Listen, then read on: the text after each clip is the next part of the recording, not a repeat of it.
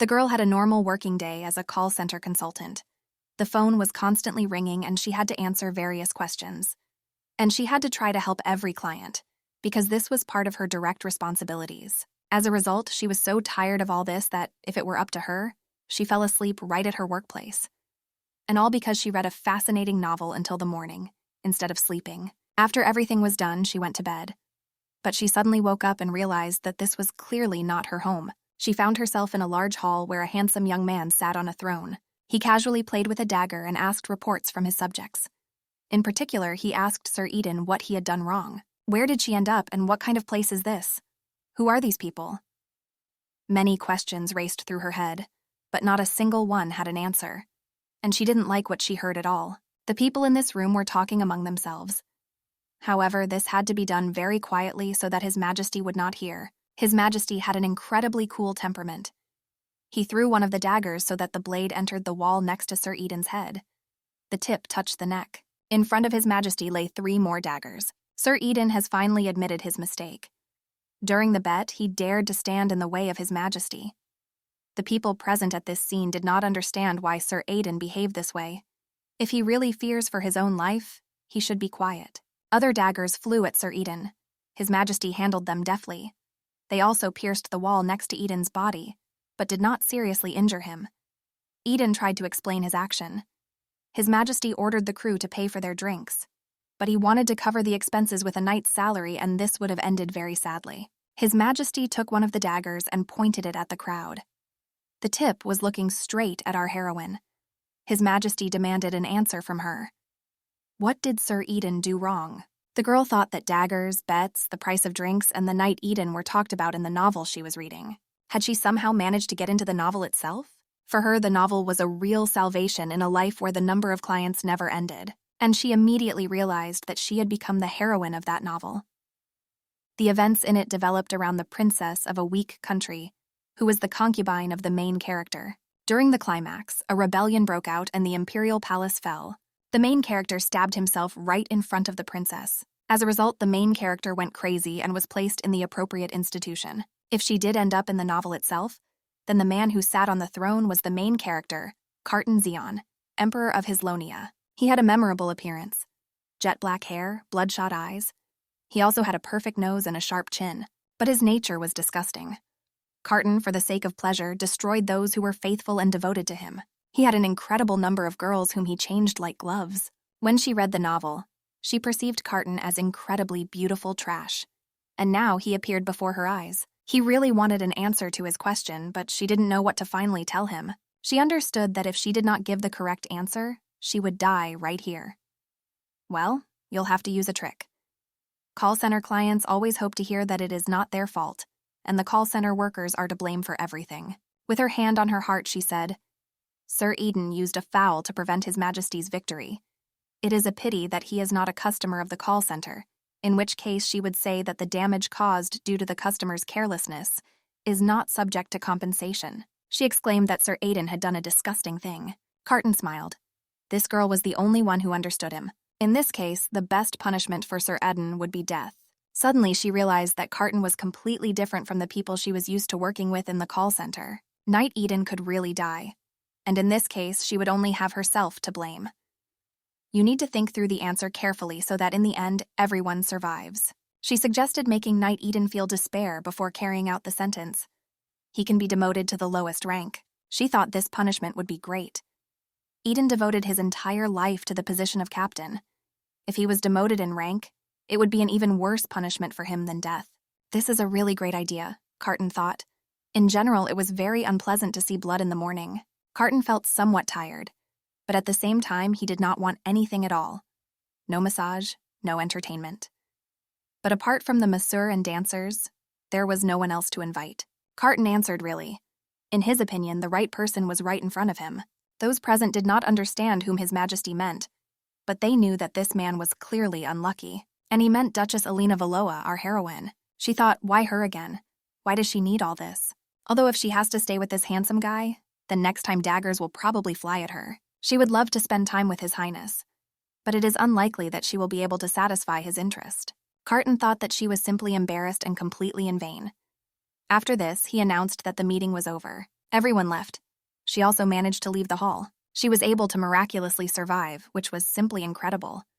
She still couldn't believe it so much that tears flowed from her eyes. She thought that everything that happened was too much. Usually, in other works, people opened their eyes in bed, and she actually ended up in another body right during the meeting. There was a lot to go crazy about. And then she remembered how His Majesty had called her Duchess of Valoa. Did it really get into her body?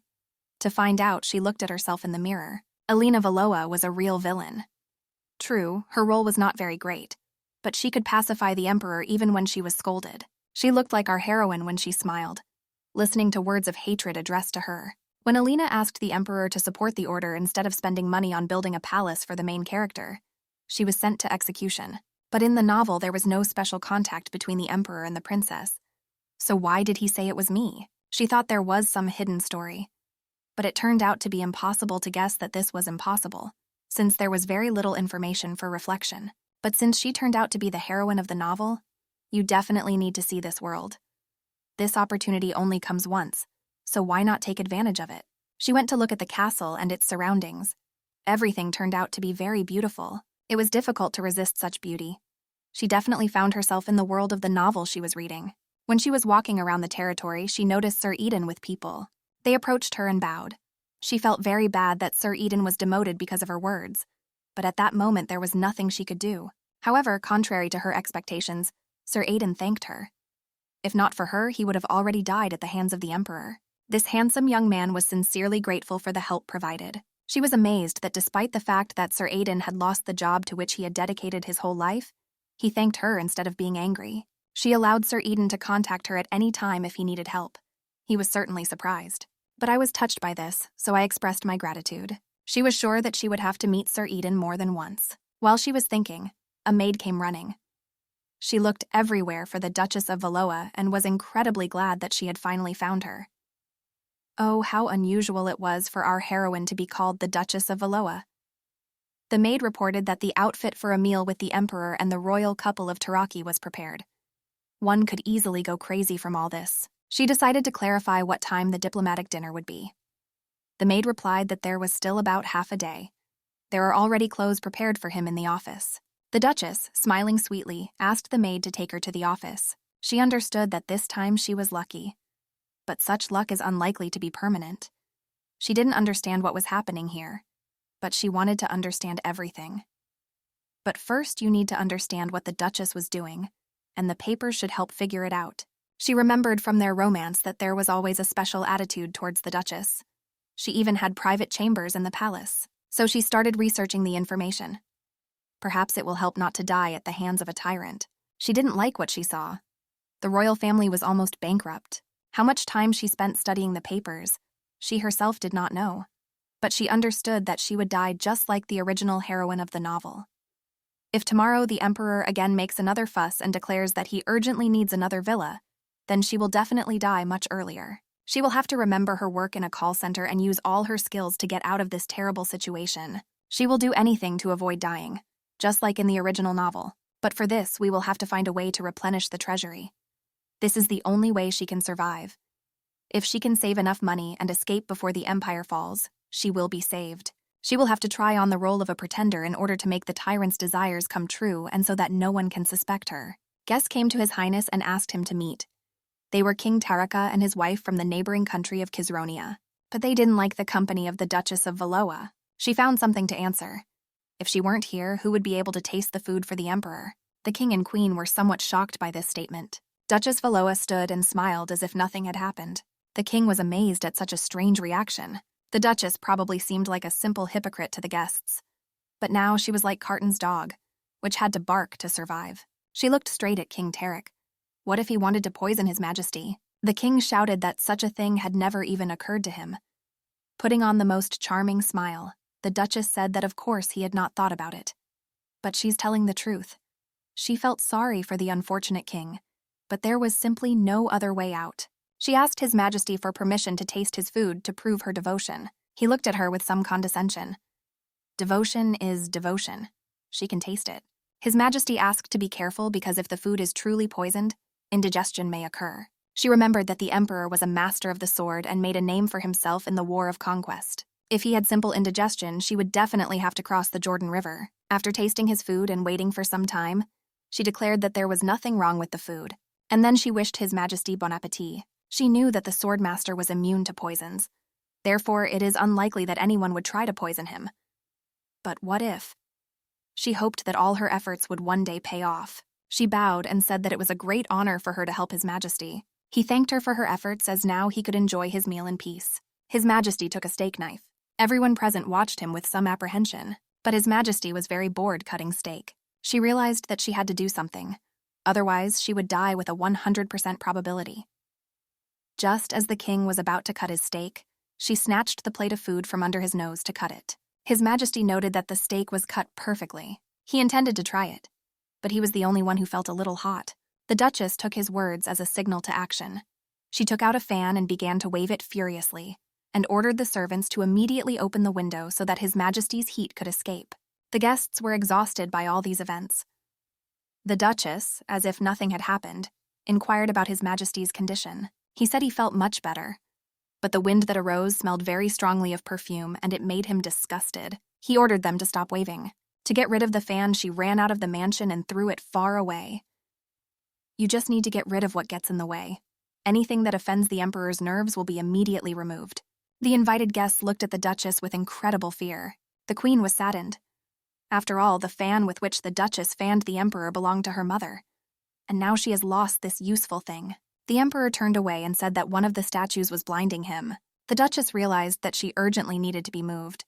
Only the pedestal was quite large and heavy. She shouted that she would remove him now. The Emperor stopped her. The statue fit perfectly into the design of the room. She needed to be admired. But the status still mercilessly blinded my head. If only something could be done with her. She found a way to do it so as not to harm the angel statue, but at the same time cover its head. The king had a wig, and it was perfect for these purposes. The Duchess saw no other way out. The Queen wondered where she had ended up. Who was this crazy girl? The king's wig fit perfectly on the statue's head. She didn't dazzle anymore. The Emperor praised her for this decision, and noted that the statue of the angel had become even more beautiful. This royal wig suited her very well. He also praised the Duchess for her insight. But another dazzling place appeared, the king's skull, which was also now shining. What if you decorate it beautifully? The king realized that this was about his person. What were these people up to? There was something to go crazy about in this whole story. Lunch continued. A nice scarf was placed on the king's head. He addressed the Emperor with a statement that unusual movements in neighboring countries had recently been noticed. Friction arose, which caused damage to the border area. The king wanted to know what the Emperor thought about all this. The Duchess understood why the king endured all these humiliations. He hoped that the Emperor of the Hislan Empire, Carton, would become a mediator in the dispute. But that was stupid.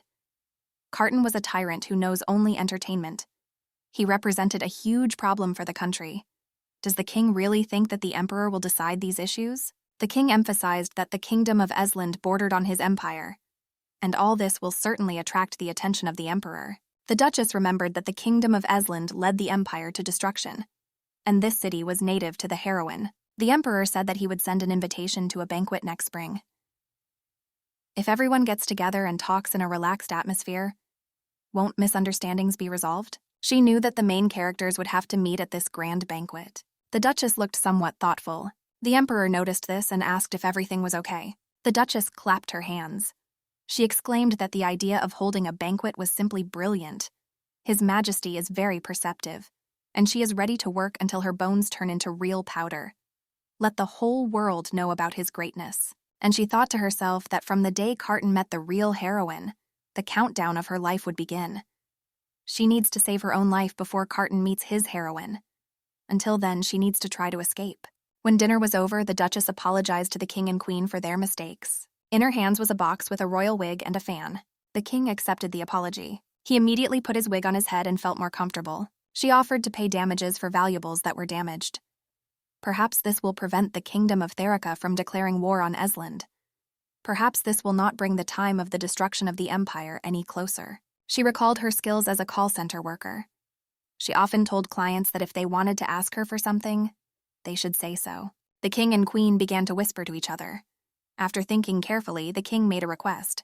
The king would like to expand his silk business in Therica. She smiled, showing that she was ready to do everything possible. She remembered that silk from Tarik was used to create the heroine's dresses, and it was so expensive that the empire simply went bankrupt. Communicating with the king, she thought to herself, why does he want to expand an already profitable business? But the king believed that few people knew the silk of his country and had not tested its quality, so there might be difficulties with expansion. The Duchess was very surprised. Such a popular and expensive one was not known? How can this be? And the king continued to share his plans. If they could expand their trading business and strengthen their relationship with the empire, they could build a stronger foundation. And then there will be no more problems from Esland. The king promised that he could export the shell at cost if the Duchess helped. The Duchess considered it all quite a big catch. Of course she agreed. She squeezed the king's hands and said that she would try to help, although it would be very difficult. But for the sake of His Highness, she will try. And I thought to myself, the main thing is that the client is satisfied. It turns out it's not so difficult to be trapped in a novel. She brought the documents to the emperor for consideration. He studied the papers and noted that the Duchess was doing a great job, but she didn't know what to do with it all. Why was the emperor, who should be enjoying life and drinking alcohol, now in her office? She worked all night sorting documents, and he took it so easily and mixed everything. But she did not express her dissatisfaction out loud. She just noted that he overestimates her. It just seemed like he had a completely different opinion. He turned to her and asked, why did she decide to change her mind and save Sir Eden? Wasn't it the Duchess herself who gave the order to kill him? This was an unpleasant discovery for her. He recalled that she herself had said that the dog she manipulated was probably bribed by the Empress Dowager. Therefore, we urgently need to get rid of it. And this was also a shock for her. She thought it was strange that the conversation about the Empress Dowager took place now. This was also revealed in the second half of the original when the secrets of Esland were shared. The Emperor said that he lost that game on purpose. He found an excuse to do this, and if her judgment is correct as before, maybe it's worth thinking that he is running back and forth, fulfilling her request. He ran his finger over her cheek and said that it was not the same as playing with people. The more he looked at her, the more he saw how unpleasant the Duchess was. He even entered into a contract with her, which was also not in the original. She looked at him and realized that her mind simply went blank under his contemptuous gaze. She understood that she had no right to act stupidly, since in this case she would definitely lose her head. Therefore, she asked to be forgiven for causing the Emperor to doubt her. It was the best she could do in this situation. She promised to immediately remove what was annoying him. Under this irritating factor, she had herself. So the Duchess opened the window and stood on the windowsill. But to herself, she thought that everything would be okay, since there were bushes below. She definitely won't die even if she jumps. The Duchess pushed off and fell head first. Only her landing wasn't as soft as she thought. The Emperor did not appreciate her like that. He believed that this time she had definitely gone too far, and the contract had not yet been completed. Carton left, and she was left alone in the office and began to collect scattered papers. She was about to look again at the information she had. Carton said that the Duchess of Valoa had entered into a contract with the Emperor, and she had power over the captain of the guard, and she could also control the Empress Dowager. She also understood perfectly well that if Carton realized that the Duchess knew nothing about the contract, then her death would immediately follow. After studying the papers of the Duchess of Valoa, she was able to learn a lot of new things about her. All the laws that were changed when the Duchess became Prime Minister were primarily beneficial to herself. Sir Eden constantly reported to her about the Emperor's movements. So it turns out that the real tyrant was the Duchess herself? As if to confirm this, she found several suspicious items in her office. The first was a book on how to feed pigeons. And under the double bottom of the box, she found a portrait and a book about poisons. Perhaps these items were somehow related to the contract. She peered at the portrait she found and realized that she had already seen this girl's face somewhere. She didn't like the woman's indignant look. While she was looking at the items she found, a maid knocked on the door of the room. She brought food. She placed the food on the table and wished the Duchess a bon appetit. Having studied the set table, she realized that it was set like this in a book about feeding pigeons. It had everything: main course, appetizers, dessert. The manual also said that there would be a diamond mountain after the meal. What if you try to feed pigeons languishing in cages? The book talked about the distribution method. Its essence is that 3 out of 4 pigeons need to be given food, and the 4th pigeon must remain hungry. She decided to start feeding the pigeons. The first bird to be fed dropped dead almost immediately. The Duchess held the unfortunate bird. As soon as the pigeon ate, it almost immediately began to spit blood and fell. Did the real Duchess feed the pigeons just to find poison? The information about blood and the sweet smell of lettuce was exactly what was written in the book about poisons. But even if this book writes in detail about poisons and there is nothing about the antidote, maybe this is for the better? If she eats food a little at a time, she may become resistant to poisons herself. The real Duchess of Valoa increased her own resistance to poisons in this way. She could handle them, but the little pigeons couldn't do it. And the worst thing is that she could not help the birds. The unfortunate pigeon should be buried in a sunny place. She really didn't want to kill the pigeons, but it was impossible to determine the poison any other way. She thought about who was trying to poison her. The emperor himself, who despised her, or the empress dowager. But this can be found out later, but for now, it's worth focusing on easier opponents. She went to Sir Eden and first of all asked him if he was used to his new position. She thought that he could have poisoned the food himself, since he almost died through her fault. Sir Eden was surprised by the Duchess's visit. He said he adapts well. She watched him and thought, if he demonstrates acting, then he definitely deserves an Oscar. Sir Eden bowed and said that he was grateful to the Duchess. He really looked like he didn't know anything. She remembered what Carton had said. If Sir Eden has indeed defected to the Empress Dowager's side, he simply cannot be underestimated. She said that she brought him food because the last few days had been very difficult, and he needed to take care of his health. She took out the prepared salad. Sir Eden admitted that he thought she left him because he made the mistake of telling the Empress Dowager's maid that he was working for the Duchess. He won't do anything like that again. She handed him the salad, and Sir Eden began to eat it with pleasure. She was scared. Under no circumstances should he eat this salad. After all, if he eats it, he will probably die. For a moment, she thought he felt sick. But no. Sir Eden said he simply started eating too quickly. But now everything is fine. He will no longer chew so quickly and will chew every bite thoroughly. She was wrong. Sir Eden was not a criminal. But she remembered Carton saying the dog ate the food she cooked. So who were we talking about if not Sir Eden? Did the Emperor really mean himself? She understood that she needed to be as careful as possible. Valoa did not have a very good relationship with the Emperor. But besides this, there are other problems. Suddenly, she felt unwell. She thought everything would be okay. That's why I ate a little more. But this was precisely her mistake. It was necessary to eat poison in moderation. She felt that a little more and she could lose consciousness. But this should under no circumstances be allowed to happen. After all, it is in this place that they want to kill her. Suddenly, Carton himself appeared in front of her. What did he forget here? He could easily try to kill her, because there was not a single living soul around. She saw a crow on the window. This was a bad sign. This bird symbolized death. Carton took her in his arms. The Duchess could easily move on her own and ask to be released. But he didn't let her off his hands, but simply asked her to sit quietly. She was grateful to him because her health was really bad. Carton was carrying her somewhere. When she woke up, the first thing she saw was Carton and the set table. She was in her office. The Emperor was glad to see her awaken. Her head ached mercilessly. She had never felt so bad before. However, what was surprising about this after eating poisoned food? She saw that Carton was happily eating the poisoned salad. The plate gradually became empty. He has already eaten quite a lot of lard. But wasn't this dangerous for him? Carton threw down his fork and leaned over it. From his appearance, one could understand that he knew that the Duchess was taking poisons. But he considered this activity useless. She looked at him very carefully and could not understand what he was thinking about. After a while, he left her. A raven sat on his hand on the street.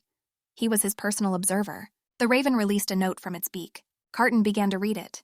It was an invitation from the Empress Dowager to the palace. She was expecting Carton soon. He ordered the raven to watch whether the Empress Dowager would invite the Duchess or not. For him, the Duchess became an enemy who needed to be dealt with. It was a beautiful palace for the Empress. She was waiting for the Duchess. The Duchess thanked her for the invitation. The Empress Dowager was an incredibly beautiful woman. Her name was Amelia Eslin. She was the mother of the Empire. In the book, she was not Carton's mother. He was not particularly mentioned until the secrets of Esland were passed on. In the original novel, she was the one who could not harm anyone. The Duchess understood that she could not rely on the original forever, especially when her life was threatened. She should have come up with her own plan. The Empress Dowager reiterated that she was glad to see the Duchess. The Empress Dowager raised all her fingers except her thumb in greeting. And this was an Icelandic-style handshake. It is mentioned several times in the novel that the main character shook the Emperor's hand in Icelandic style and was embraced by him. It was amazing to see such a greeting in person. Now she understood even more that she was occupying someone else's body. The Empress Dowager prepared a special sweet tea for the guests. The Duchess brought a cup of aromatic drink to her lips and noted its pleasant smell. She regretted that she had only tried this tea now. She thought to herself, the Empress Dowager was unlikely to bully her during the tea ceremony. The Empress asked if she really thought so. She was sure that the Duchess was very busy and would not be able to come. Although in the depths of her soul there was hope for this. She sent her an invitation every week. The Duchess looked at the Empress and did not understand whether she really wanted to get closer to Valoa. It was difficult to determine anything from her. But maybe try to check it?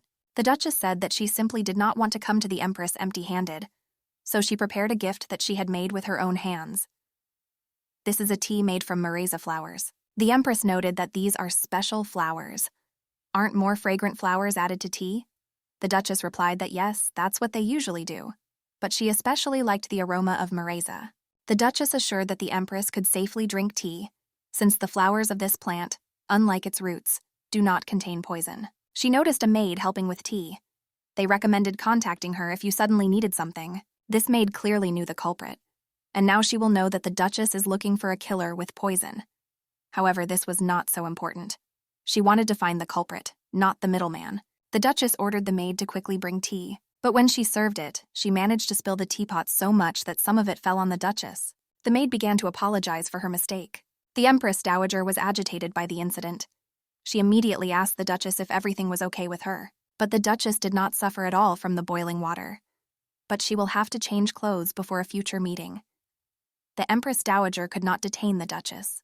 The Duchess left with the idea that the Empress Dowager herself was the culprit. She was sure there was poison in her food. But why did the Empress Dowager say that the Duchess could always turn to her with problems? And it is better not to trust the Emperor too much. The Duchess did not know what thoughts were hidden in the head of the main character. She would like to know why the Duchess was controlling the Empress Dowager. But there were no documents that would reveal this secret. She grabbed her head because she knew that as an excuse to embezzle the treasury, she would be sent to execution. But she already knew who was behind this, and in the future she would have to be more careful. On the lawn, she saw Carton in the company of a maid. Wasn't she the one who poisoned her tea? Why is she next to the Emperor? What's going on here? She remembered that the woman in the portrait and the main character had the same hair color. She remembered again that it was better not to trust the Emperor. So was he really a criminal? If so, then you need to leave the palace immediately. The Emperor studied the documents that the Duchess brought him. She was very devoted to the Emperor and would like to go on a journey to explore the country. The Emperor did not understand why she needed this and why she volunteered herself. The Duchess replied that she would like to understand what the treasury is spent on every day. He smiled. Why such difficulties? She could have simply said that the trip was about money. After all, everyone knew that the Duchess was simply obsessed with money. Yes, she didn't know that the treasury was her money. She really wanted to give up everything and run away. But if she had done this without knowing the country, she would have doomed herself to death. It's better to plan everything in advance. She bowed to Carton. She really wanted the Emperor to have a very luxurious life compared to other monarchs. And on this journey, she wanted to talk about His Majesty's love for the country. She was ready to tell everyone about the outstanding Emperor, whose name will remain in the history of the country for a long time. It seemed to the Duchess that the atmosphere in the hall had changed somewhat. The Emperor's appearance became more sinister. He liked the words about the outstanding Emperor. She looked at him and realized that she was mistaken. The Emperor thought she was being sarcastic. She felt that a little more and it would boil. It was urgent to clear up the misunderstanding before he lost his temper. Of course, he was still an outstanding Emperor, but she would like to publicly pay respect to him. The Emperor thought about her words. Then he touched her chin with his finger and told her she could go. He can do whatever she wants, just like he always has. The Duchess was getting into the carriage. Carton watched her departure from the window. He remembered a recent conversation with the maid. Then she said that he was going to get rid of the Duchess. The maid had a unique ability to sense what others were thinking. She was devoted to the Emperor and was ready to do anything for him. Then he laughed in her face. Does she really expect to gain trust with just a few tufts of grass? It was clear from her face that similar thoughts reigned in her head. Then Carton asked her to tell the Dowager Empress that the life of the Duchess was in his hands. When the carriage with the Duchess drove off, he released the raven so that it would fly after him and find out everything. He was especially interested in what the Duchess was up to. The raven flew after the carriage. First of all, the Duchess visited the lands of Hancha. Baron Hancha talked about the lands. The field with elderberries and gooseberries brought a lot of berries. The Duchess noted this. He took the Duchess's words as a complaint and asked for forgiveness for this. The Duchess hastened to assure that she was simply pleasantly delighted by what she saw. Baron Hancha clearly looked frightened. Judging by it, the reputation of the Duchess of Valoa was not the best. She was perceived as the evil right hand of a tyrant. Since she found herself in such a wonderful place, she felt that she simply did not have the right to leave empty-handed.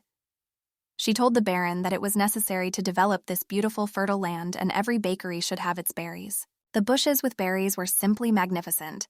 Such a good harvest was possible only thanks to Baron Hanchi. Baron said he plans to start growing a new berry this year. Blueberries. They are very sweet and go well with jam. The Duchess was surprised. Does the Baron really mean the same blueberries from the original? She recalled the contents of the original novel.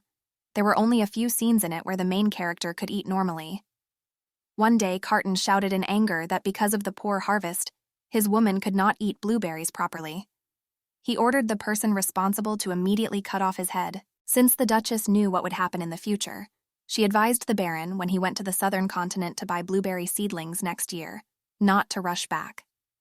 Naturally, she did not name the reason for such a recommendation. The Raven carefully watched all the movements of the Duchess. When he collected enough information, he returned to the owner to report everything to him. The bird pointed with its beak to a note in the newspaper that talked about Baron Hanchai. Carton realized that the Baron and Duchess were together. He thought about it. Perhaps the Duchess of Valoa decided to run away? But why? Carton took his cloak. He had a plan on how to deal with such a situation. Even if the Duchess was about to leave, the contract must still be honored. The next morning, the Baron met with the Duchess and immediately asked how she slept. The Duchess said that the sleep was sound and all thanks to the care of the Baron. She recalled that when she worked in a call center, she constantly did not get enough sleep. She was constantly tormented by various client debts. She was interested in one man. He was incredibly handsome. She liked him so much that she even stopped thinking that her life was under threat. Suddenly, her nose smelled a somewhat strange aroma. She could not understand the source of its origin. However, an unpleasant odor came from the water. It turns out that its quality has deteriorated greatly recently and nothing could be done about it. The Duchess asked how long ago the river became like this. Baron said it started recently. Sewage flows from Baron Sherrington's estate. However, the Baron did not consider this problem too dangerous. The only thing that saddened him was that all the berries had dried up because of this water. The Duchess believed that there was nothing normal about this situation. She grabbed the Baron's hands, and she said that she would help cope with this situation. The Baron himself could not do anything, since he was only responsible for the country. The Duchess pointed somewhere into the distance and promised to return the future to the berries. Carton listened attentively to their conversation. The raven croaked as if making fun of the Emperor. It seemed to the bird that the Duchess simply fell in love with the Baron, but Carton was sure that this was not so. The Duchess showed concern. It was visible on her face. People in love look differently. Carton knew what he was talking about. He remembered himself in his youth, when he was madly in love with one girl and she reciprocated his feelings. Then she promised to make him emperor. There was a special sparkle in her eyes. Now he was sure that there was not a drop of love in the Duchess's eyes. The Duchess of Valoa went to dinner with the Marquis of Sherrington. The dinner was simply great. The table was full of food. The Marquis was a rather large man with a pleasant smile. There were many tasty dishes on the table, but few meat dishes. The Duchess watched the Marquis. She noted that he was well-dressed and served excellent wine, and the Marquis had an excellent appetite. The Marquis's financial condition was clearly good. She politely inquired about the affairs of the estate. Marquis complained that every crop failure made it very difficult to collect taxes from the residents. She noted that the neighboring baron was doing a good job with his farm and berries grew well near the rivers. Having looked carefully at the Marquis of Sherrington, she asked an important question, which is why she came here. Does the Marquis intend to monopolize the berry business? He shouted what kind of monopolization we were talking about. The Duchess smiled sweetly. She said the berries have short roots and like a lot of water. Where does the Marquis get so much clean water? The Marquis shouted that they were simply robbing his waters, because they were using water from the river that flowed from him. The Duchess noted that since the berry business brought good profits, in fact, it belongs to the Marquis. Therefore, if he wants, he can easily restore rights to this money. Of course, the Marquis wanted to return them. Then the Duchess proposed an excellent idea, to build a platinum. In this case, the Baron will not be able to grow berries and use the water of the Marquis. and the soiled ones, in turn, will easily succeed and get a berry business. The Marquis liked this idea. He noted the Duchess's good insight. It was worthy of respect. Before he makes a final decision, the Duchess suggested that he think it over carefully. Building platinum is an expensive proposition. Will the Marquis, who has been trying to pay off his debts for several years now, be able to bear such large expenses now?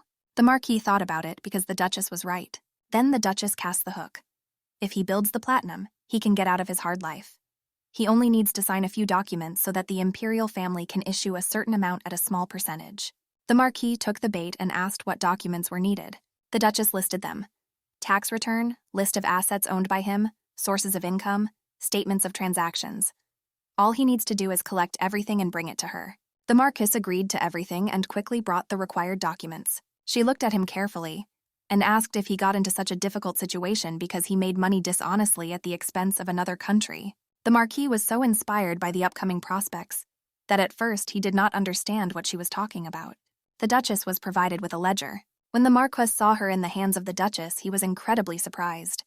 He did not understand why his secret document was in the hands of this woman. She carefully studied its contents. The book talked about large investment funds and illegal gambling houses. Why didn't he transfer this profit to Esland, but simply appropriated it for himself? I wonder how the Emperor will react to this information. The Marquis realized that he had fallen into a trap. He knelt down and began to ask for forgiveness and help. The Duchess said that he had one proposal for him. Even ordinary people can make mistakes and do illegal things. She offered him the following: give him money to build the platinum, but he will have to pay all the taxes that he has not paid for a long time, and not even the whole amount, but half. The Marquis looked at her with some suspicion, but it turns out that this was not the only condition. The Duchess said that he would then give her all the funds that he had unfairly taken from Esland. If he fulfills the conditions, then no one will know anything. The Marquis did everything. The Duchess moved on. She hoped that everything would continue as smoothly as before. Suddenly, the carriage shook violently, and then she stopped altogether. The Duchess came out to ask what had happened. She was told that due to the rough road, the carriage could not go any further. She asked what to do in this case. They told her that they had brought a horse. He was the most reliable of the stable. This didn't make her happy at all. She had never even had to touch a horse before, let alone ride one. However, one person said that the Duchess really enjoys such trips.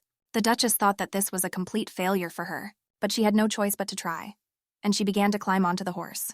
Everything worked out the first time, as if she had been riding horses all her life. Did the Duchess's body really remember everything? She thought since everything worked out, there shouldn't be any problems. However, everything turned out to be completely wrong.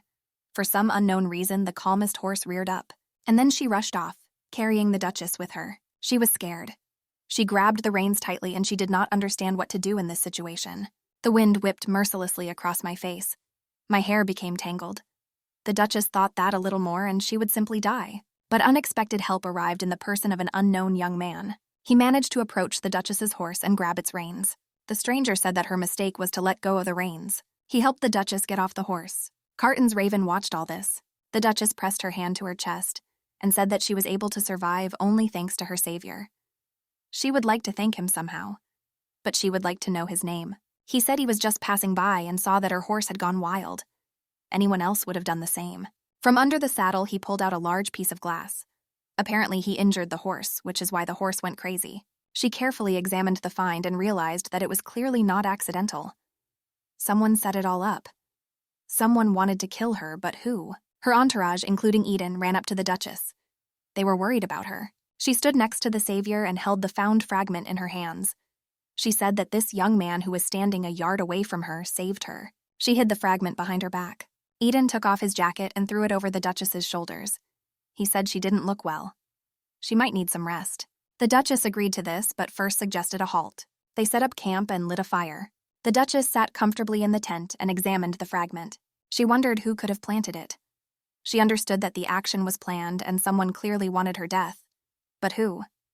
She went on this excursion specifically to avoid being killed in the imperial palace. Suddenly, one of the birds began to huddle in the cage. The Duchess could not understand what was happening to her, because before this, the bird had behaved very peacefully. She heard some strange sound and turned towards it. It was Eden, and he was holding a sword in his hands. The Duchess realized it was an attack. She miraculously dodged the blow and ran to the exit, screaming for help. But Eden was very clever. He was able to grab her. She thought that the real Duchess was absolutely right.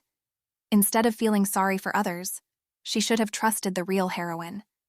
She felt stupid and deceived. Will she be able to avoid fate in this situation? She should have killed Eden back then. Luckily for her, help arrived in time. It was the young man who had recently stopped her horse. He also had a weapon and fought with Eden.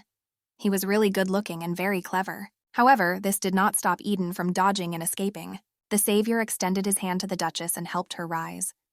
The young man was sure that Eden did not head into the dark forest but ran to the cart. The Duchess made a request to her savior. She asked not to kill Eden as she needed to find out something from him. Sir Eden was soon detained. It turns out that before the attack he knocked out all the guards, so no one came to the aid of the Duchess. The Duchess knelt before Sir Eden and asked why he attacked her. The real Duchess knew him well and understood that he would not just do that to her. So someone gave him the order to kill her. But who? Sir Eden was silent. His silence was not even interrupted by the words about the guard.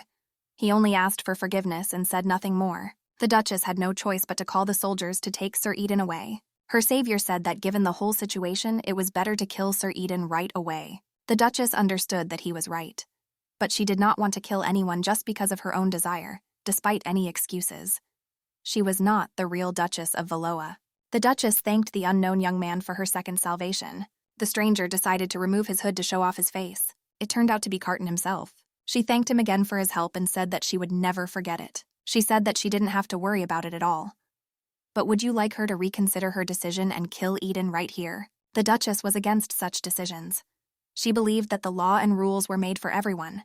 She and him must also obey them, just like others. Carton considered that he had completed his mission in full and decided to retire. The Duchess did not want to let him go. Firstly, it was dark, and secondly, she felt safe with him. She invited him to stay and spend the night here. She had already been in danger twice today. What if it happened again? She was very determined. If she dies, their contract will be broken. And he clearly didn't want that. Why should he wander back and forth when he can just go and stay until the morning? He turned around and gave her a surprised look. The Duchess grabbed him by the cloak. Is it really she who asks him to stay with her? She led him to temporary chambers.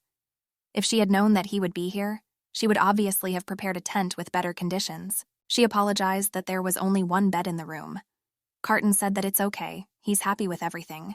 She sat down on the floor and said that it was probably better for her to sleep on the floor and let him take her bed. Although, of course, she didn't want to sleep on the floor at all, since it was cold and she could easily freeze. But if she sits like that, she will still freeze and it will be extremely stupid. She watched Carton lie down in her bed. It must have been very warm in the bed, but there was nothing to do and she would have to endure one night. But Carton could not sleep peacefully, knowing that the owner of the bed was experiencing inconvenience. So he invited her to lie down on the bed. But since she wasn't going to do it, he had to use a little force. He grabbed her hand and pulled her. She ended up on the bed. He looked at her and said that he didn't want to listen to her whining anymore. So let her lie down on the bed and sleep peacefully. And where, in this case, will His Majesty sleep? Carton said he's used to different conditions, so he can sit on the floor himself. But if she cares about him that much, then they can sleep together. He leaned over her. The bed was quite wide, and if the Duchess was so worried about him, then they could easily fit on the bed. Although she will probably be upset by this, but if she really wants to sleep on the floor, he won't stop her. Eventually, after some arguing, they went to bed together with their backs turned to each other. She lay there and thought that she had completely misunderstood everything. Now she will hardly be able to sleep. But the morning has come. Carton opened his eyes with difficulty and rubbed them. The Duchess slept with her head on his shoulder. Apparently, she was dreaming of something very pleasant. During her sleep, she said that she felt warm and that a good fireplace gave her this feeling. He looked at her and wondered what she was dreaming about. He thought, didn't she want to help the Baron, who was of no use now? What treaty was concluded with the Marquis of Sherrington? If he were in their place, she wouldn't want to help him. I wonder what she was up to. The Dowager Empress received information that the Marquis of Sherrington would transfer the money he managed to collect to the Duchess of Valoa. Oh, how she loved money. The maid asked if she could tell them not to hand over the money. But the Empress Dowager understood that there was no other choice. The maid had to do everything according to the instructions. The Duchess's next destination was the territory of Count Gefbun. There were people there who were on their side, but they should have been warned about the meeting with the Duchess.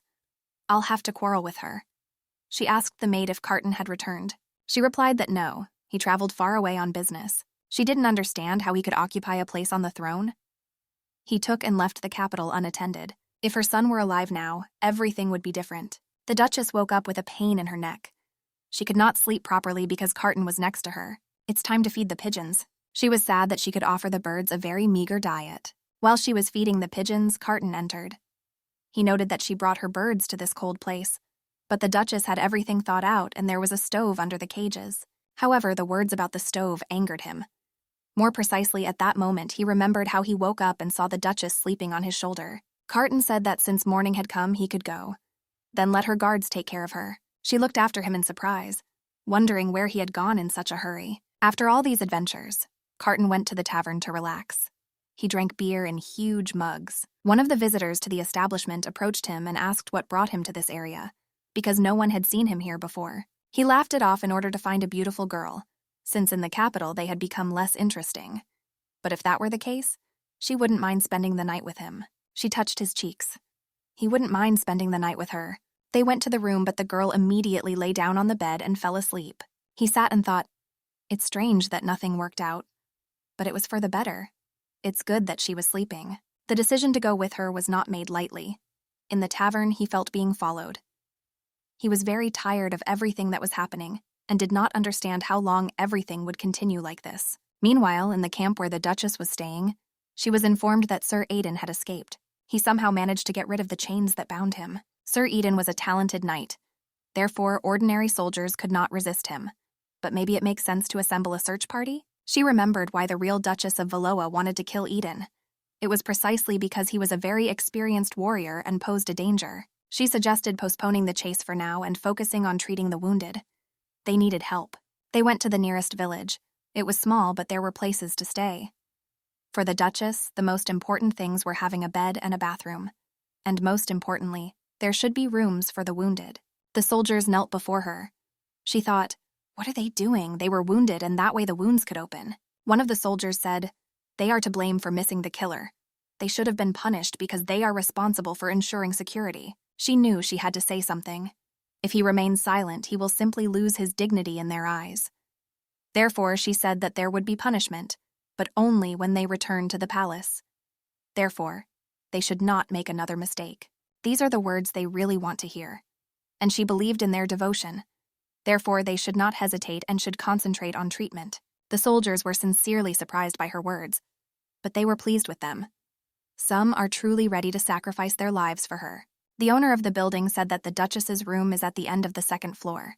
She was very tired, so she planned to immediately wash her face and go to bed. And the owner of the building briefly told what was where. So there was a bar on the ground floor. It was clearly better than tents. Suddenly she heard Carton scream. He was indignant at the lack of warm water in the shower. The Duchess never expected to see him here. He was also quite surprised at her appearance. However, she saw that a woman was sleeping in his room. He was embarrassed. There was some kind of misunderstanding and the woman was just fast asleep. Yeah, so that's the type he liked. Brown hair. The Duchess was amused by the way Carton justified himself. He looked like a child who had misbehaved. He leaned over her and shouted that everything was not as she thought. He's just trying to match her great performance. And he just does what he has to do. She looked at him with all her eyes. What does he mean by saying he does what he should? Then she realized that he was referring to the contract that was signed between them. If their conversation continues in the same spirit, the situation between them will only worsen. Since it was already very late, she suggested lying down and resting.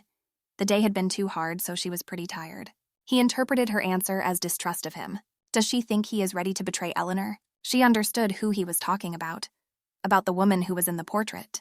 Did he really change women every day just because of her? And what happened is also her, the Duchess of Valoa's fault. He himself did not understand why he suddenly began to make excuses. She still didn't hear him.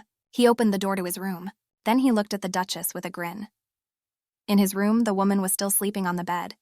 He said that he could give the Duchess one half of the bed so that they could sleep the same as yesterday. And then he slammed the door loudly. The Duchess thought it was some kind of déjà vu and history was repeating itself. If it was very cold yesterday, what about today? Carton was sitting on his bed in his room and thinking about something. The Duchess of Valoa was fast asleep. His raven flew in with a message. It was written about the escape of a criminal, wounded soldiers, emergency treatment. He didn't understand why she decided to help the wounded. The Duchess was still fast asleep and had a dream about the fireplace. She lacked warmth. The next day, the Duchess was able to meet with Count Gefban. He was a large, gray-haired man. He was glad to see her. He led them through his domain.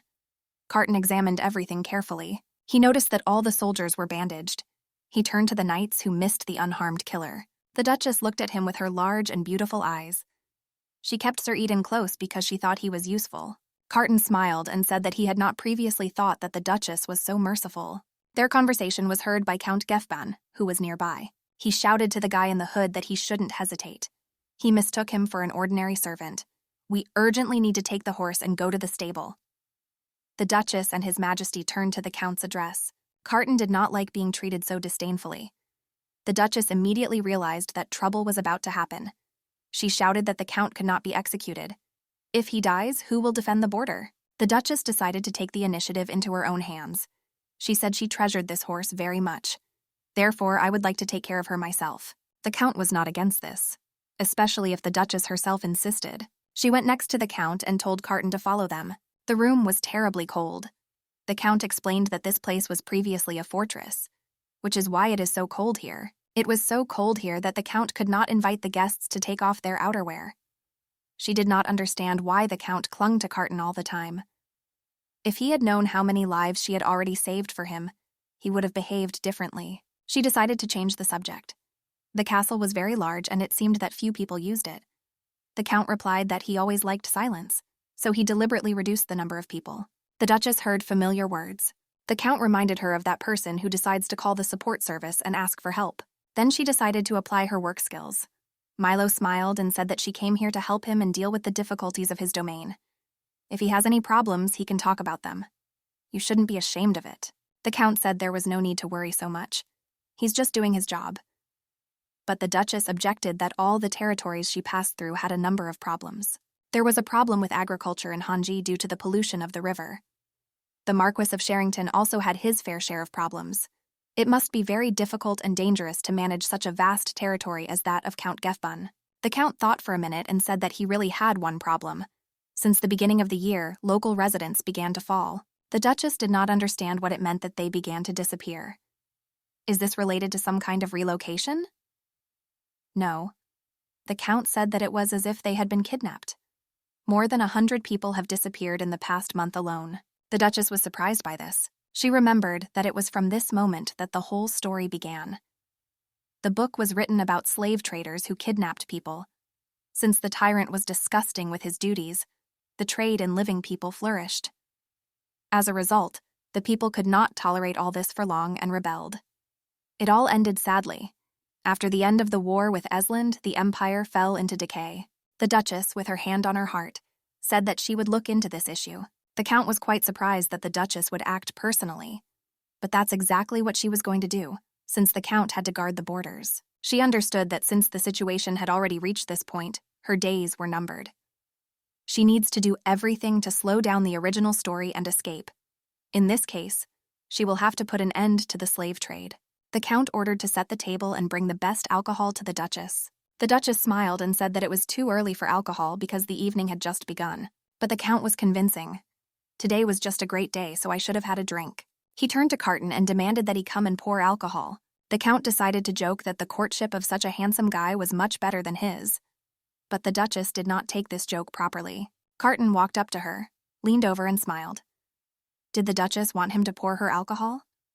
She began to resist and say that it was a simple misunderstanding. The Count looked and wondered why the Countess was being so affectionate with a simple servant, and he invited him to take off his cape. The Duchess began to say that no, it's not worth it. He's feeling good as it is. She understood that something urgently needed to be done. Otherwise, the Count would not be able to get rid of him. And then the idea came to her to declare that she had a fetish for her jawline. All the servants present were very surprised. But the Count still did not want to lag behind Carton, and now he wanted to know his name. Of course, he did not give his full name, only said that his name was Camille. The Duchess thought what a strange name this was. But since just recently she called him a fireplace in a dream, he decided to take advantage of it. The Count noted that this is a very unusual name. Of course, it was like that because Carton simply made it up. Carton leaned over her and said, since the name was truly unusual, he hoped that she would not forget it. The Duchess drank a glass of wine almost in one gulp. Strange, but the taste seemed familiar to her. She had already tried this drink somewhere, but just where? Suddenly, she felt very bad. There was blood coming from the mouth. She felt so bad that she simply fell. Carton was very frightened. He even called her Alina. Someone put poison in her drink. The Count was very frightened because all this happened in his castle. He thought she was dead. Carton gave him a stern look. He demanded that the Count call all the doctors. He also interrogated everyone in the castle to find the poisoner. If he doesn't do this, he will be accused of murder. He also ordered the gates to be closed and everyone who touched the wine to be detained. Carton took the Duchess and carried her into the room. Carton carried her and thought that the situation violated the entire contract. And he hasn't taken everything from her yet. He carried her into the room and carefully laid her on the bed. He thought that his blood could neutralize the poison a little. Biting his lip until it bled, he kissed the Duchess. He couldn't let her die. If this happens, her body will not go to the temple, but will rot like a criminal. She can't die until he allows it. A doctor arrived in the Duchess's room. He made up some potions and assessed the Duchess's condition. After studying all the facts, he came to the disappointing conclusion that there was no more hope. The Duchess had already drunk a lethal dose of mercenary. In this case, the doctor is simply powerless. His Majesty should prepare for the worst. But such an answer did not suit His Majesty. Therefore, the doctor was immediately expelled. Carton entered the Duchess's chambers. He leaned over her. Carton understood perfectly well that it would be very difficult for the Duchess to survive, but he was confident that she could handle it. He noticed traces of blood on her clothes. There must be clothes somewhere in the room. Carton began to look around the room. Suddenly, he noticed a box from which an incredible glow was emanating. It contained documents.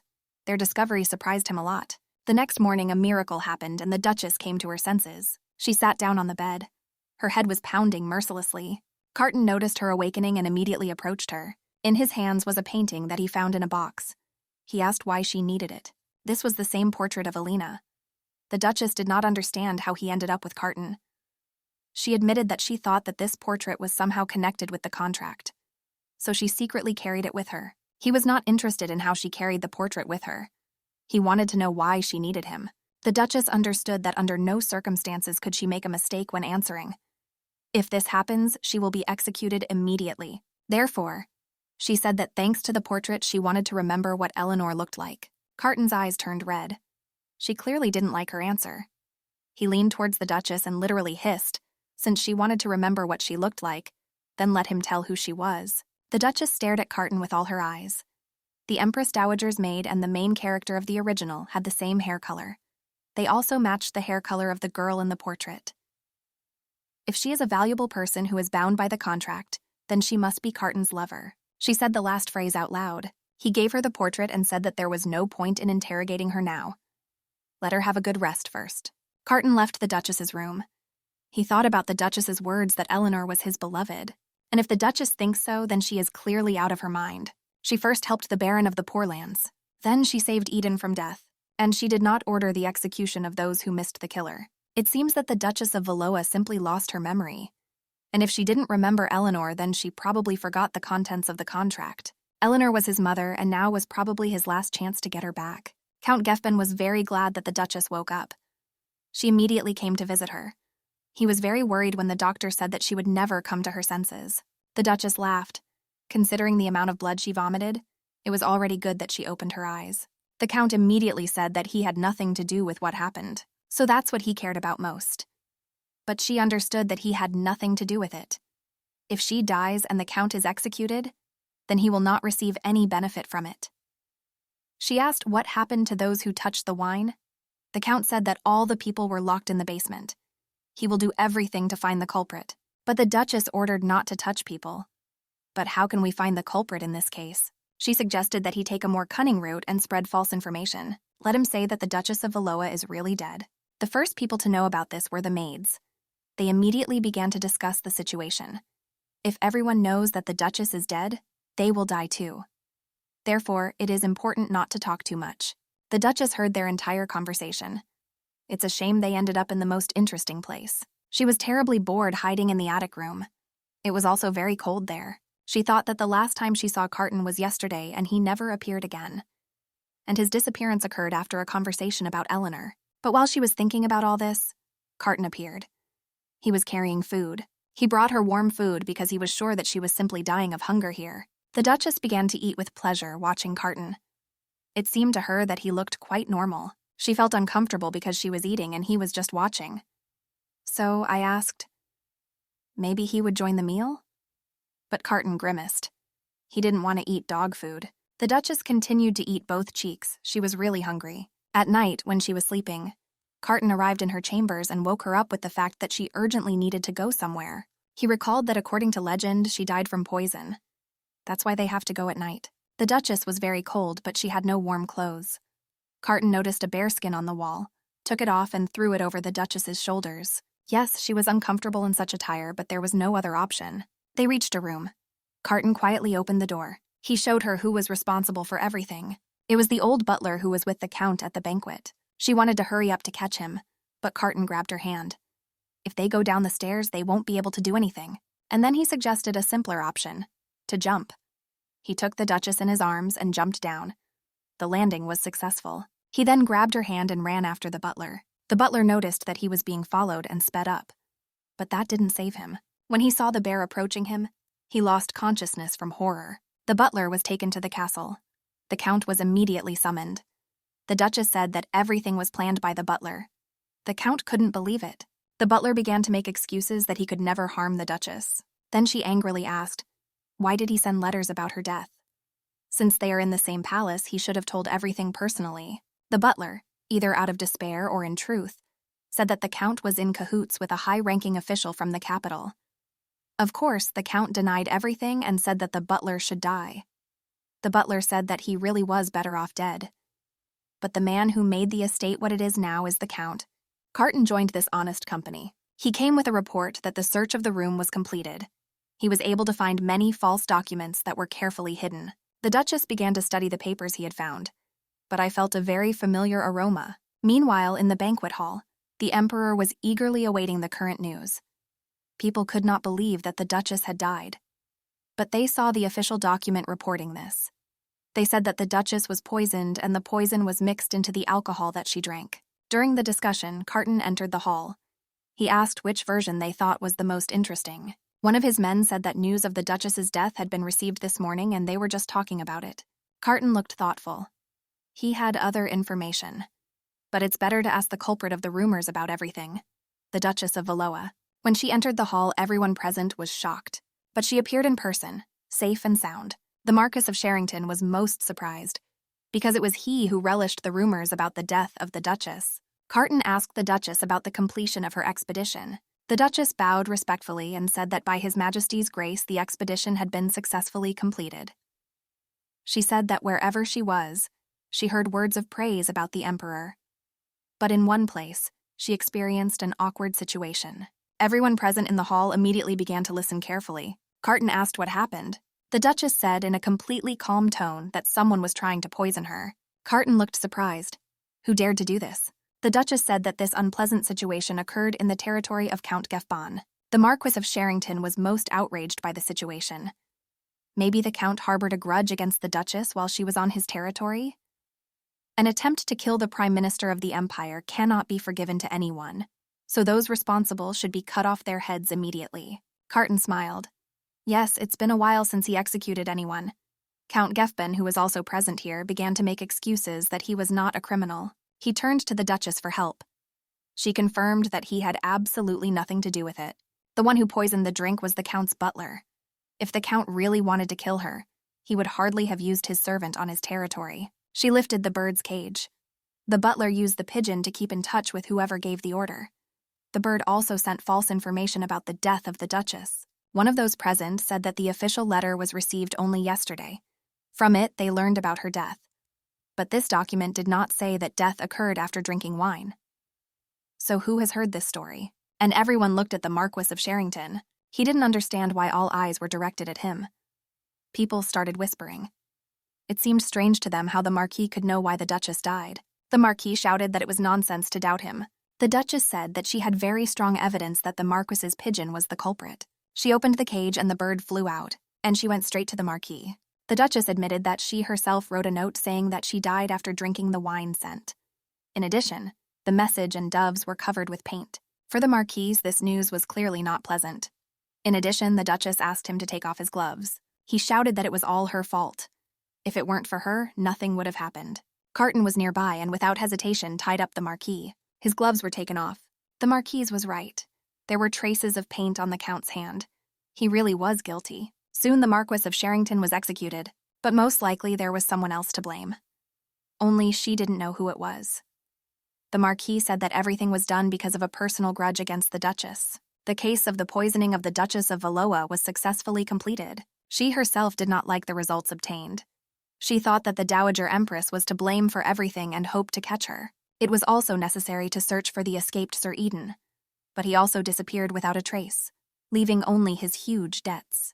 But the worst thing was that Carton worried her much more than the Dowager Empress. She knew she had to do something before it was too late. After all, sooner or later he will definitely break her head with a hammer. Carton approached the Duchess and asked a completely incomprehensible question. When would she allow him to meet Eleanor? They agreed to meet once a month at the residence of the Duchess of Valois. There was such an agreement and it cannot be violated. The Duchess pretended to understand everything, but she knew nothing about Eleanor and did not understand how she could organize their meeting. Nevertheless, since it was His Majesty's request, she will fulfill it. But it may take time. Then he put his hand on her shoulder. He smiled and said that he had no choice and would wait. He then left her room. Once she believed what she heard, she definitely lost her memory. It was a kind of test. Carton thought, I wonder if a person loses his memory, then does his personality change? If the Duchess had been herself, the Marquis would have been tortured until they found out who his inspiration was. And then they would apply the most cruel execution. Carton felt that everything was getting out of control. She was exactly the same as before. The Duchess was sitting in her office and sorting out papers. There was a knock on her room and a servant entered with the message that His Majesty was asking her to be brought to him. She thought how strange. He had never called her so late before. Why would that be? Despite the late hour, she had to obey. She walked through the castle and thought that the path led not to his office but to the bedroom. But in the original, the Emperor never touched the Duchess. She entered Carton's room. He was sitting on the sofa. His robe was open, and in one hand he held a glass of alcoholic drink. As soon as she entered, he immediately put it down and asked her to come closer to him. She approached the sofa where he was sitting. Carton took her hand, noting that she had worked hard so far. Therefore, he personally called her to him to console her. She looked at him with all her eyes. What is he saying? What does it mean to console? One part of her personality began to scream that it was time to come to her senses, and that she should not succumb to sweet words. She thought, but it's too late to run anyway. Let it be as it will be. Then she took a bottle of wine and hid it, which allowed the cork to pop out. I urgently needed to relax and get rid of this incomprehensible atmosphere. Now came the perfect opportunity to demonstrate to him the skills honed over many years at corporate events. She crossed her arms behind her back. She was pleased that His Majesty recognized her efforts. He picked up a glass of wine. He didn't know what she was thinking, but he invited her over for a drink and to relax a little, so she will have to take responsibility. But she didn't want this at all. She said she was honored to drink in his presence. That's how they sat. He was thoughtful and wanted to have a heart-to-heart talk. Carton said that on days like these, he thinks about Eleanor especially often. The Duchess looked at him with a question in her eyes. He took her chin. It had been so long since he had told the Duchess about Eleanor, and this time he finally wanted to speak out. He looked at her and said how beautiful Eleanor was. Brown hair, eyes of the same color, and thanks to her gentle smile, she became even more beautiful. The Duchess said that she would also like to meet Eleanor someday. Apparently, the Duchess drank too much wine. She began to feel sleepy. She snuggled against his chest and dozed off. And he stood there, not even daring to move. The awakening for the Duchess was simply terrible. She was wearing only a thin nightgown and nothing else. Her things were lying on the floor in disarray. But she didn't remember anything of what happened that night. She drank too much. Carton appeared, handsome as always. He was sorry that she didn't remember anything. She decided not to admit that she remembered absolutely nothing. Let him think differently. Her position was now so precarious that a tyrant in the future could easily kill her. Carton was glad that she was happy. But the Duchess looked at him somewhat haunted because she did not understand what she should be pleased with. Apparently, in order to finish her off completely, Carton said that he would look forward to the next night. Well, I got it in full. In fact, nothing happened that night. True, she got pretty drunk and began to undress herself, but nothing more happened. Now he was just teasing her. But even under the influence of alcohol, she said nothing. Does she really know nothing about his mother? The raven cawed. Carton thought maybe he should send the Duchess away. Even if there were no notes, there were probably clues somewhere. Therefore, let the Duchess go first outside the palace. The Duchess thought that before she ran away, she would definitely hit him on the head at least once. She was already uneasy about the previous night, so he came up with another new entertainment. She had to give a congratulatory speech. It's good that she was able to sneak out of the palace under the pretext of the ceremony. If she had stayed in the palace, she would definitely have gone crazy. After the prayer, the ceremony of ordination to the high priesthood was to begin. But she did not know a single local prayer. The priest raised the candle and said that the life given by God must return. A woman approached him, holding a candle in her hand. She bowed before him. The priest lit her candle from his candle. They sat opposite each other with candles in their hands. Everyone watched this ceremony. People thought how quickly time flies. One high priest replaced another. Many cried, and the Duchess watched them in surprise. Then everyone expected a speech from her. The Duchess climbed the steps in horror. She had never even had to speak at school ceremonies before, but here she had to give a whole speech. In theory, she can say something boring and obvious. The Duchess congratulated the new high priest and hoped that in the future he would take care of the people of the empires according to the will of God. She also added that since the former high priest had relieved himself of all responsibility, he could now enjoy carefree days. People started whispering, "What is she talking about? What carefree days are we talking about?" They even thought that she was simply heartless. The Duchess was surprised. Had she really said something wrong? The high priest, who had just left his post, thanked her for her speech. He really liked her congratulations. Thanks to her, he felt better. The Duchess was pleased to hear this. This means her efforts were not in vain. Then he thanked her for coming. The Duchess also expressed gratitude that he listened to her speech. He also said that she had not been seen in the temple for a long time. Maybe she wants to look at the candle she left behind. That was amazing too. She believed that the real Duchess was not so religious. Nevertheless, she accepted the offer. They went down a long spiral staircase that went somewhere deep inside. The high priest opened the door and invited the Duchess to enter. She found herself in a room filled with candles. He pointed to where her candle stood. It stood out significantly among other candles. The Duchess walked up to her, crossed her arms, and began repeating that life will return back to God. The priest said that among all the lit candles, only hers was lit by an aristocrat. There is a belief that if a candle is extinguished, its owner will also die. This shocked her. The high priest said that these were just rumors, so she has nothing to worry about. A candle brought to God will not go out, even if the wind blows on it. Maybe the rumor spread because the candle goes out when the owner's death approaches. But there has never been a single case where it was extinguished intentionally. But didn't his candle go out at the ceremony? He said that it was natural for high priests who had resigned their positions to go to God after a few days. Now she understood why people were shocked by her speech. She basically wished him a happy death. She began to make excuses that her congratulations had a different meaning. But the high priest believed that everything was fine. Her words made him feel better. The priest asked how she felt when she lit the candle. After all, this is usually done by those who are completely desperate and have entrusted their own lives to God. She wondered what she was feeling. And at that moment, all her thoughts were devoted to Carton. Meanwhile, Carton stood and thought. Even if the Duchess has lost her memory, she still remains herself. She behaved as usual and no one observed her amnesia. The raven began to bang his beak on the table. There was a secret drawer in it and it was locked. Carton was very surprised why this was so. At that moment, the Duchess entered the room. She thought that she had not locked the door. Her birds were in an excited state, as if something had disturbed them. She thought that someone had sneaked into their room, which led them to such a state. Carton was hiding with the raven. He thought that it was necessary to send her away for more than half a day. He needed to come up with a way to get the Duchess out of the imperial palace for a long time. He sat and thought about how to send her out, and it seems he came up with it. He decided to call her again to drink wine, but not simple. He would like to drink a more restrained wine, which, for example, is 300 years old. And he understood that there would definitely not be such wine in the palace.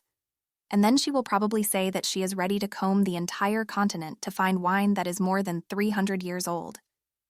That's basically how it all happened. The Duchess summoned Count Renoir to her. If she called him because he was late in paying taxes, then he asks to wait a little longer. Soon she will have everything. Was the real Duchess really that vile? She reassured him that he was not here to pay taxes. He felt incredible relief. She said she called him to ask for his cooperation. She planned to send the man into his territory. She wanted to find something nearby. In addition, she assured that she had a positive attitude towards the Count's trading business. She planned not only to send a person to him, but also to conduct a check at the same time. Of course, the Count could not resist this. Only he was surprised that she was also interested in sailing. The Duchess said he had misunderstood. She wasn't interested in him. She just wanted to be useful to His Majesty, so she was interested in different areas. A few months later, she went on a sailboat to find the right wine. She peered into the endless expanses of the sea. The sailors were glad that they had found what they were looking for. They pulled out a bag from the seabed. A long time ago, there was a shipwreck in these places, and inside the found bag were bottles of wine. She studied the label carefully. The wine was dated 696 according to the imperial calendar, and now it was 988. This wine was clearly worth the months of searching. She told the sailors that if they collected all the remaining items, they would receive gold for each.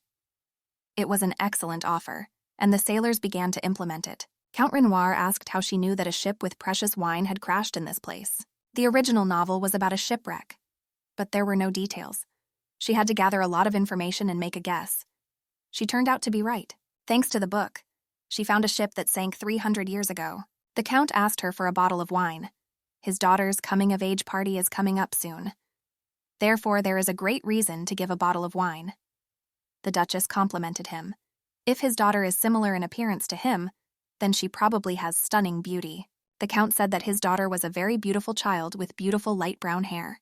The Duchess thought that again we were talking about hair of that color, the owners of which always surrounded the Emperor. Maybe we should introduce Carton to the beautiful brown-haired Lady Renoir. After all, someone like the Duchess herself will definitely fly out of his head. Maybe this opportunity was sent from heaven. The Duchess put her hand on the Count's shoulder and then grabbed her head. She's had a lot of worries lately. The pillars of the Empire must be especially strong for the country to be reborn. And His Majesty cannot make up his mind and wanders back and forth. And he is known to everyone for his novels. And all this was said to the fact that, in the opinion of the Duchess, Lady Renoir could cope with His Majesty's frivolity. The Count was shocked to say the least by these words. The Duchess gave orders to carefully pack all the remaining things and send them to the palace. The main thing is that no one finds out about the transportation. She noticed which sailors were throwing glances at her and realized that they still had questions. The Duchess decided to reassure people and said that in addition to the sunken ship that was found today, there are several others. Don't let them worry about compensation. They'll take care of it. The main thing is that no one finds out about anything. The sailors swore that they would be silent like fish. She understood that they were not afraid of her but of the real Duchess of Valois, and this made my heart sank very much. A ball was organized at the palace. The courtiers danced in pairs. The Duchess of Valois was also present at the event. Count Renoir also arrived with his daughter. The girl was pretty and charming. She turned out to be much more beautiful than the Duchess had imagined. The girl admitted that she was very nervous when she heard the news from her father that she could become His Majesty's First Lady. The Duchess decided to calm her ardor a little and said that she would not exactly become the First Lady. But the girl didn't seem to hear her. She still couldn't believe that she would be involved with the man she had admired since childhood. The Count whispered that his daughter only saw His Majesty as a child. The Duchess assured that her proposal was not forced. If the Count does not want his daughter to become a concubine, he can make it known at any time. But the Count was not going to refuse this opportunity. After all, his daughter dreamed of being with His Majesty since childhood. The Count decided to ask the Duchess for a favor. She spent a lot of time with His Majesty and knows his tastes well. She looked at him and asked, "Is he really talking about her?" Of course, he was talking about her. That's why he asked to give his daughter some lessons. And at this time, Carton was sitting on his throne in his castle and thinking how he was fed up with everything. He did everything to ensure that the Duchess left the palace. But I didn't find a single clue that could help me find my mother. In the discovered secret drawer, only ledgers were found. He was just so devastated that he wanted to drink. But then the Duchess of Valois appeared and greeted him. The Emperor did not expect her to return so soon. The courtiers began to discuss that the Duchess seemed to have left on the orders of the Emperor in search of wine that was 300 years old. The first thing the Emperor asked was if she had found the wine. Turning her back to him, she said that the meaning of her life was to answer His Majesty's requests. The daughter of Count Renoir brought in wine from the year 696, imperial time, on a tray. This port was produced in the Mercenary region. All the courtiers present were surprised. The Duchess was wondering whether His Majesty would appreciate her masterpiece. The Duchess had to attract the best designers to demonstrate the beauty of the daughter of Count Renoir in full beauty. The Duchess deliberately wore clothes in dull colors in order to blend in with the background of this girl. But His Majesty still looked at the Duchess and not at the girl. The Count's daughter asked the Duchess, maybe it makes sense to serve His Majesty wine? The Duchess agreed. The girl approached His Majesty with the wine and poured the drink into a glass. He sipped the wine. He liked the taste so much that the Emperor called this wine the best he had tasted. The Duchess did not disappoint him. The Emperor smiled. Since His Majesty was in good spirits, the Duchess asked permission to speak. His Majesty allowed it because she made him feel better. The Duchess said that whenever she observed the many empty halls of the palace, she felt ashamed of her lack of loyalty. Therefore, she asks him to take the daughter of Count Renoir as a concubine and strengthen his power as an heir. From these words, His Majesty almost choked on the wine he drank. Those present in the hall began to whisper that the Duchess was right, and the imperial family really needed heirs.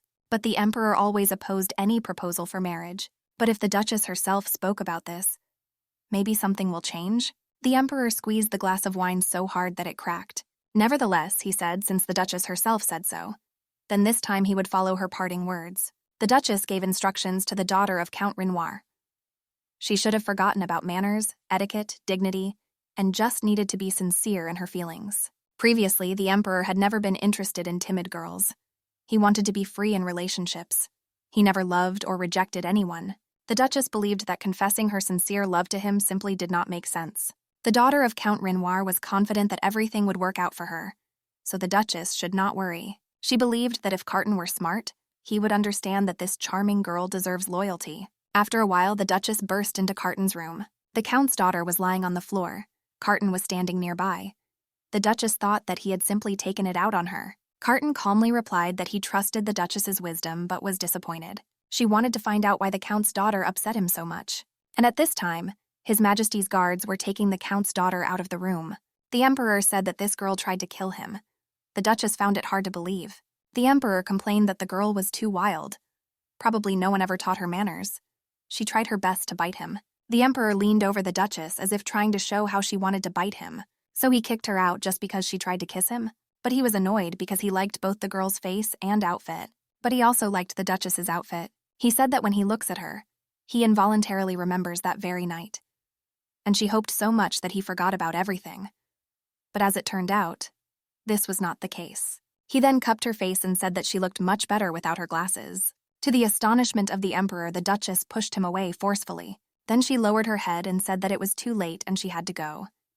She promised that she would investigate the case with the daughter of Count Renoir and bring it up for discussion. The Emperor looked after her with longing. He didn't understand why she left so quickly, as if she was scared of something. The Duchess went to Count Renoir and told him that his daughter wanted to kill the Emperor. But he didn't believe it. He knew that his daughter was not capable of such a thing. They are specifically slandering her. He then knelt before the Duchess. His daughter simply doted on His Majesty, so she would not have dared to do such an act. This is not typical for her. The Count began to repent of all his actions, for falling asleep during the meeting, for doubting her proposals, for bringing drinks to the ball that the Duchess did not like. The Duchess said that she was not stupid at all, even if it seemed so at first glance. She understands everything perfectly and knows how to think. Therefore, she suggested waiting until the situation calmed down, after which it would be possible to give some explanations to His Majesty. The Count remembered when the Duchess came to him that very time. She really liked the ship. Recently, they brought him a completely new one. Maybe she would like to have it? She thought that the ship would be very useful to her. It can be used to escape and thereby increase the chances of survival. Therefore, she invited him to sign the documents for the transfer of the ship right now. The fact that she got a whole ship was wonderful. But if His Majesty is determined to punish the Count, she will not be able to do anything about it. In this case, at least save her skin. Carton was very thoughtful, and no one knows what thoughts were hovering in his head. The Duchess decided not to waste time and invited Carton to discuss yesterday's incident with the daughter of Count Renoir. Of course, he remembered the one who almost killed him. The Duchess agreed that the daughter of Count Renoir had committed an unforgivable crime, but she noted that she did not do this because she wanted to slander him. And the reasons for this act are lack of education and love. Carton agreed that the girl clearly did not know etiquette, so she behaved like an uneducated animal. The Duchess decided to admit that what happened was her fault. She is to blame for the fact that a calm and quiet girl turned wild overnight. But the Duchess simply wanted to make sure that the daughter of Count Renoir was worthy of His Majesty. She is guilty of putting him, Carton, in an awkward position through her fault. But everything was for his own good. To say that Carton was surprised would be an understatement. And then the Duchess swore to find His Majesty a worthy and educated woman. The Duchess felt guilty before the daughter of Count Renoir, so she asked her forgiveness. But the girl was not offended, because she understood that the Duchess really did everything she could. Although, of course, she dreamed that the whole story would end differently, the Duchess also promised to help if the girl had a son. The main thing is that she reports this, and then Lady Valoa will help him break into the people. The daughter of Count Renoir asked the Duchess to take care of His Majesty. What does she mean? The daughter of Count Renoir said that she was giving him up to her only because it was her. The Duchess still could not understand what she meant. Count Renoir was very grateful to the Duchess for the fact that everything was resolved so well. They weren't even punished. His daughter no longer belongs to the king. The Count said that he now simply owes his life to the Duchess. He insisted that he spoke from the heart and was sincere, and the Duchess sat and studied the documents, thinking that the Count would be the first of those who would betray her if the situation was shaken. But if he really wants to somehow pay off his debt, then she has a sensible proposal. The Count immediately asked what kind of proposal it was. She asked him to enlighten him about the slave trade. The Count immediately began to prove that he did not do such things, but the Duchess did not believe him. Her secret notes contained information that the Count was in close relations with the Marquis of Trouet, who controlled most of the slave trade market. The Duchess stated that her question was due to the fact that she also needed slaves. Therefore, she would like to learn more about this area. The Count was afraid that through the Duchess, the king would somehow find out about his affairs with the Marquis of Trouet. But the Duchess assured that this would not happen. She asked to tell the Marquis, in case the Count accidentally crossed paths with him, that she was ready to consider his daughter as the king's next concubine. Nevertheless, her request was fulfilled. But the Duchess knew that the Marquis of Trouet was hostile to the Duchess of Valoa. However, all the close associates of the former king had the same attitude. And this was not surprising, since the Duchess helped oust him from the throne and gained power, which greatly irritated many. The Marquis of Trouet arrived with his daughter to the Duchess. They were sitting at the table when she voiced her proposal. In this situation, the Marquis was more interested in whether the Duchess would take on the same responsibility if the same scandal arose as with the Count's daughter. The Duchess hastened to calm him down. His Majesty needed a calm and reserved woman, and in the opinion of the Duchess, the daughter of the Marquis fit exactly this description. The Marquis began to have some doubts. Yes, his daughter was exactly like that, but still. To encourage him to make a decision, the Duchess said that she could not constantly look after His Majesty, and she herself needed to take care of family problems. The Marquis admitted that she was right. The Duchess put down her glass and said that before that she would like to have some fun. Because of her work, she had almost no time for entertainment. The Marquis asked what she meant by this. What help can he give her? The Duchess noticed that the Marquis's attitude toward her had clearly changed for the better. She would like him to introduce her to someone. The Marquis gladly complied with her request and took her to a special place. He warned that everything here was anonymous, so she should wear a mask. The Marquis also put on a mask and led him down the stairs. There were slaves here. Their legs were securely chained. Rich people in masks had as much fun as they could. They were allowed to do whatever they wanted with the slaves. The Marquis led her into a spacious hall, where there were many masked people and slaves. She did not like what the Duchess saw at all. The sight was disgusting, but she knew she couldn't show it openly. She restrained herself as best she could. The purpose of the visit to this place was the complete elimination of the slave market. The Marquis pointed to one of those present and said that it was the owner of the slave market. Due to the nature of his work, he might seem rude, but there was no doubt that he would do his job. Despite the mask, he recognized her. Since there was no longer any anonymity, she decisively took off her mask and decided that she could get straight to the point. She demanded a share of the slave market. If he agrees to these conditions, this will legalize the trade. Everyone was surprised by this requirement. Markic was also in great amazement and could not believe that this was true.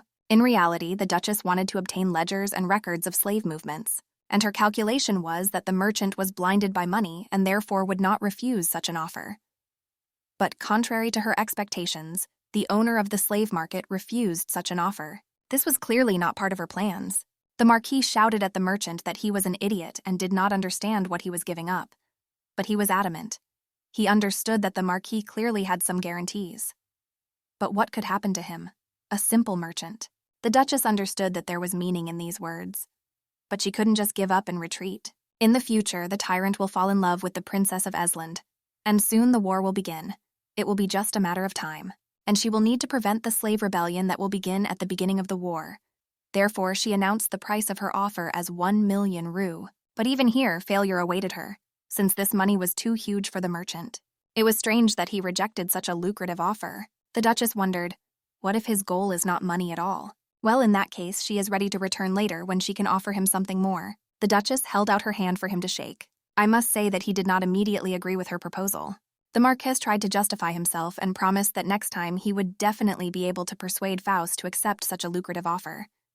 But the Duchess said that there was no need to worry about this. When she offered her hand for a handshake, she realized that Faust was not an imperial. He was from Asland. If so, then he is probably hiding something.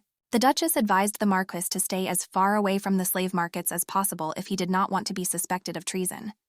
He also began a relationship with the slave market when he needed labor to develop mines. The Duchess said that she would send everyone who is now in captivity to public works on inhabited lands so that people could restore their status as free citizens. The Marquis could not resist this and agreed to everything. Only what she does is not for free. If he begins to follow Faust, he will do the Duchess a great service. But he should be careful at the same time. She needed to know where he gets the slaves, where the money from the trade goes, who Faust meets with. Every little detail matters. The Marquis should report everything personally to the Duchess. As they walked along the corridor, they heard screams. A woman shouted where her brother was. The Marquis said that you should not pay attention to the screams. This is what an ordinary slave resists. Here it was commonplace. However, everything did not go as usual. One slave managed to escape. He knocked out the guard with one blow, albeit with his hands cuffed. The Duchess unexpectedly recognized Sir Eden in the escaped slave. She knew that he was very strong, but she couldn't even imagine that he was that strong. He dealt with them easily. He shouted that they had not kept their promise. They should have taken him and left Katerina alone. Sir Eden did not take into account only one thing, that he was unarmed. And while he was shouting out his curses, one of the guards approached him from behind and knocked him out. Sir Eden was immediately tied up so that he would not rock the boat anymore. But Sir Eden continued to resist. The agreement was different. The slave trade auction was just about to take place. Sir Eden's performance was to his advantage. The manager praised it as the best product. If this slave is trained well, he will become a true jack of all trades. The auction has begun. The Marquis saw the Duchess's thoughtfulness and thought that something was wrong with her. The Duchess assured him that everything was fine, just a little dizzy. Since they were underground, this was not surprising. But she thought about what to do in this situation. If everyone sees her doubts in such a situation, they will begin to doubt her. And besides, Sir Eden was a murderer who tried to kill her 2 times. But if she pretends that she didn't see him here, she will be no different from the original Duchess. The starting bid was 1,000 rue. Everyone who wanted to take part in the auction had to raise their hand and name their price. The Duchess, and it was she who was wearing the mask, said that she had been very bored lately. But this young man caught her attention. Then the Duchess took off her mask. She pointed at Eden and her sister and said that she would buy them both. She is ready to give 10,000,000 rue in cash for them. The live product was successfully sold. The auction manager notified that the man's name was Eden Noxos. He was 26 years old, and the girl's name was Katerina Noxos. She was 20 years old. When the Duchess heard the name Eden Noxos, she knew what kind of person he was. He was sold into slavery where he lost his sister. After this, he went crazy and rebelled against his masters. He led a slave revolt. He was a very talented fighter, and after the death of his sister, he became embittered. He managed to single-handedly reach the swordmaster competition and then played an important role in the collapse of the empire. But she had nowhere to retreat. She paid the quoted price. Eden called her mistress, which was not at all common for her to hear. He looked at her with pleading eyes and asked her to listen to his request. He said that his sister was not guilty of anything. If anyone is to blame for everything, it is only himself. He did not ask to be forgiven for his mistakes and was not afraid of death. But his request was to release his sister. Did they think she bought them to get revenge? Although, knowing the reputation of the real Duchess of Valoa, he will probably not be afraid of even the most painful death. The Duchess said that she had heard his request and was ready to restore his sister's freedom. Eden did not expect anything like this from her, which was clearly visible from his amazed face. He immediately began to shower himself with gratitude and said that he would definitely repay this debt, even if it cost him his life. The Marquis also looked at her in surprise and did not understand why she decided to set free the slave she had just purchased. He noted that the Duchess is somehow different today, because she has never listened to the requests of slaves before. She decided to turn everything into a joke and said that she couldn't listen to the request of someone who might become her concubine in the future. She realized that this joke was in vain. What has she come to? The Raven immediately flew with a report to Carton. He was surprised by the information he received. Why would the Duchess suddenly become so kind? And the news about the concubine also made me think. The Duchess was sitting in a carriage with her brother and sister Noxos. She decided to directly ask Eden why he wanted to kill her. He said it was due to debts.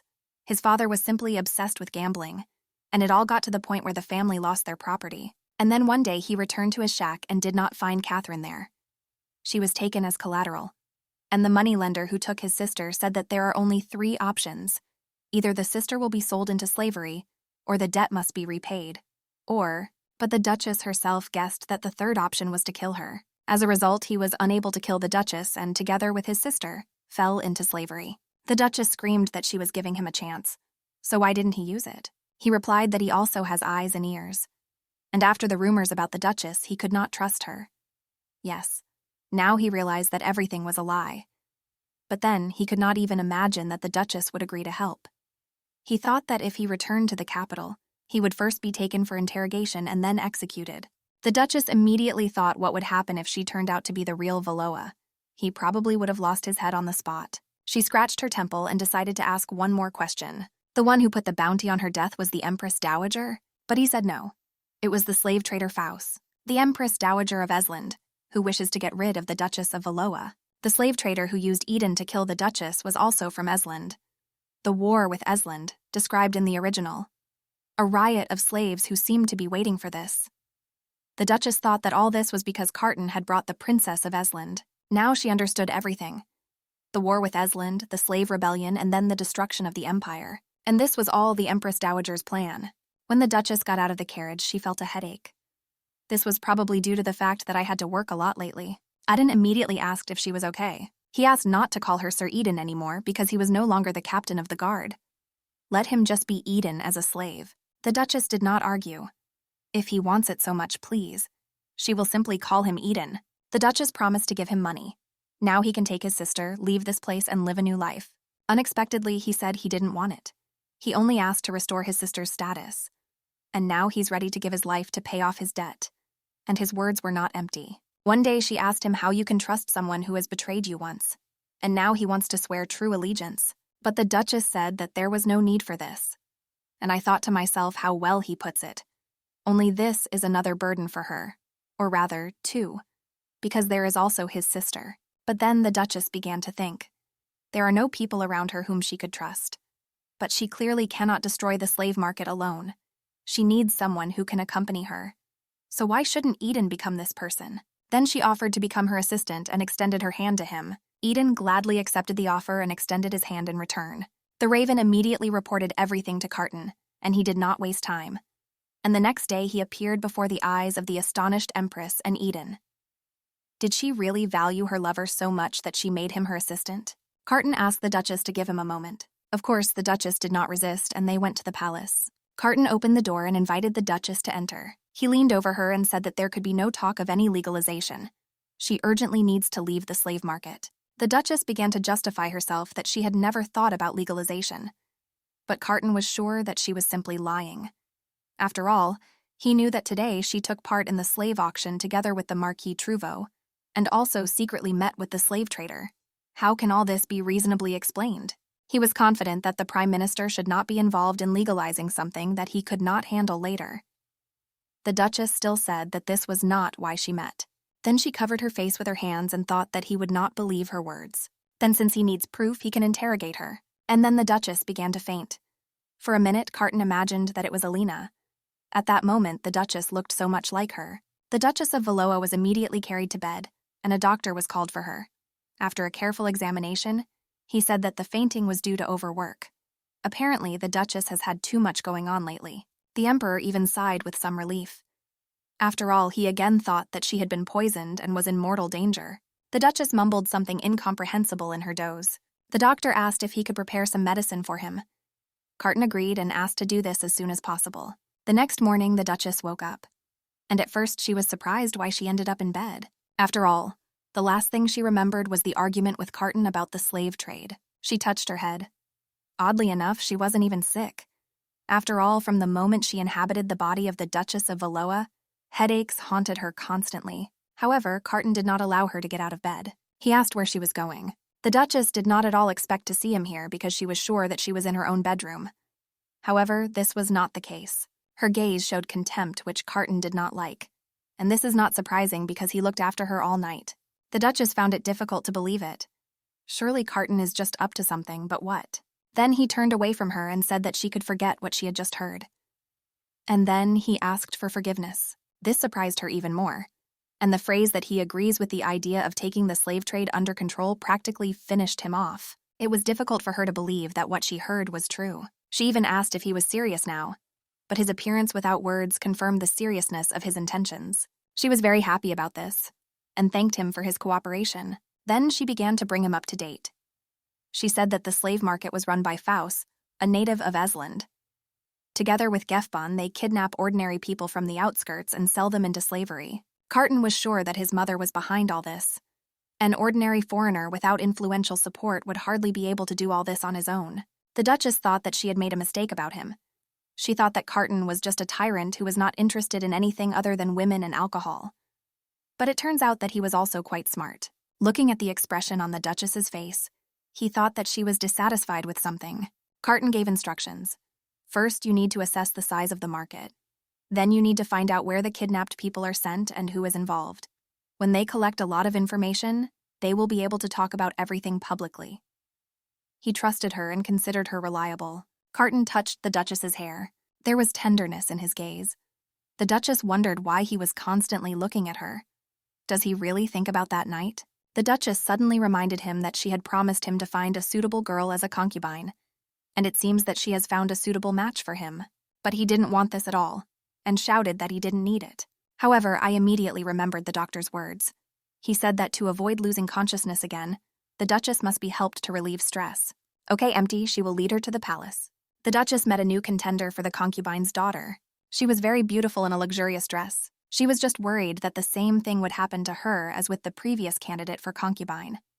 The Duchess assured that that unpleasant incident was associated with the girl's bad manners. And the new applicant even took etiquette courses in the capital. With such preparation, she will definitely succeed. The girl was pleased that the Duchess was trying so hard for her. She asked, perhaps the Duchess herself had some kind of feelings for the Emperor? She may not hide it. The girl asked the Duchess if she needed anything from her to contact her immediately. She will definitely repay her debt. The Duchess even began to worry that something would go wrong this time too. The Duchess walked back and forth and could not find a place for herself. She was worried about the daughter of the Marquis of Trouet, who was supposed to move to the palace today. Eden noticed her worries and asked if everything was okay. The Duchess shared what was bothering her. Sir Aidan said everything was prepared perfectly, so there was nothing to worry about. She also hoped for this, but she already had a precedent. To their complete surprise, Carton himself appeared. The Duchess immediately worried that something had happened to the daughter of Count Trouet.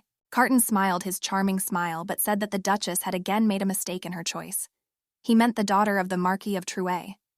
He had never come across such stupid girls before. The Duchess knew very well that for the last few days the girl had been actively preparing for etiquette and basic aristocratic education. Moreover, she successfully passed the exams of the most strict teachers in the capital. The Duchess laughed heartily. The daughter of the Marquis Trouet is fluent in etiquette and was praised by her teachers. What is her stupidity? Carton smiled back. When he asked her about the Empire's tax policy and what could be improved in foreign policy, she could not answer. How she wanted to yell at him. Who asks such questions on the day they meet? But she restrained herself. And Carton asked the Duchess what she thought was wrong with the tax system and how it could be improved. The Duchess confidently replied that current taxes are too high, making it difficult for people to lead a free life. We need to gradually reduce the marginal rate. Carton noted with satisfaction that the Duchess was able to answer. Of course, she spent many sleepless nights studying all this, but of course she didn't say it out loud. I said that she was only able to answer because she became a duchess at an early age.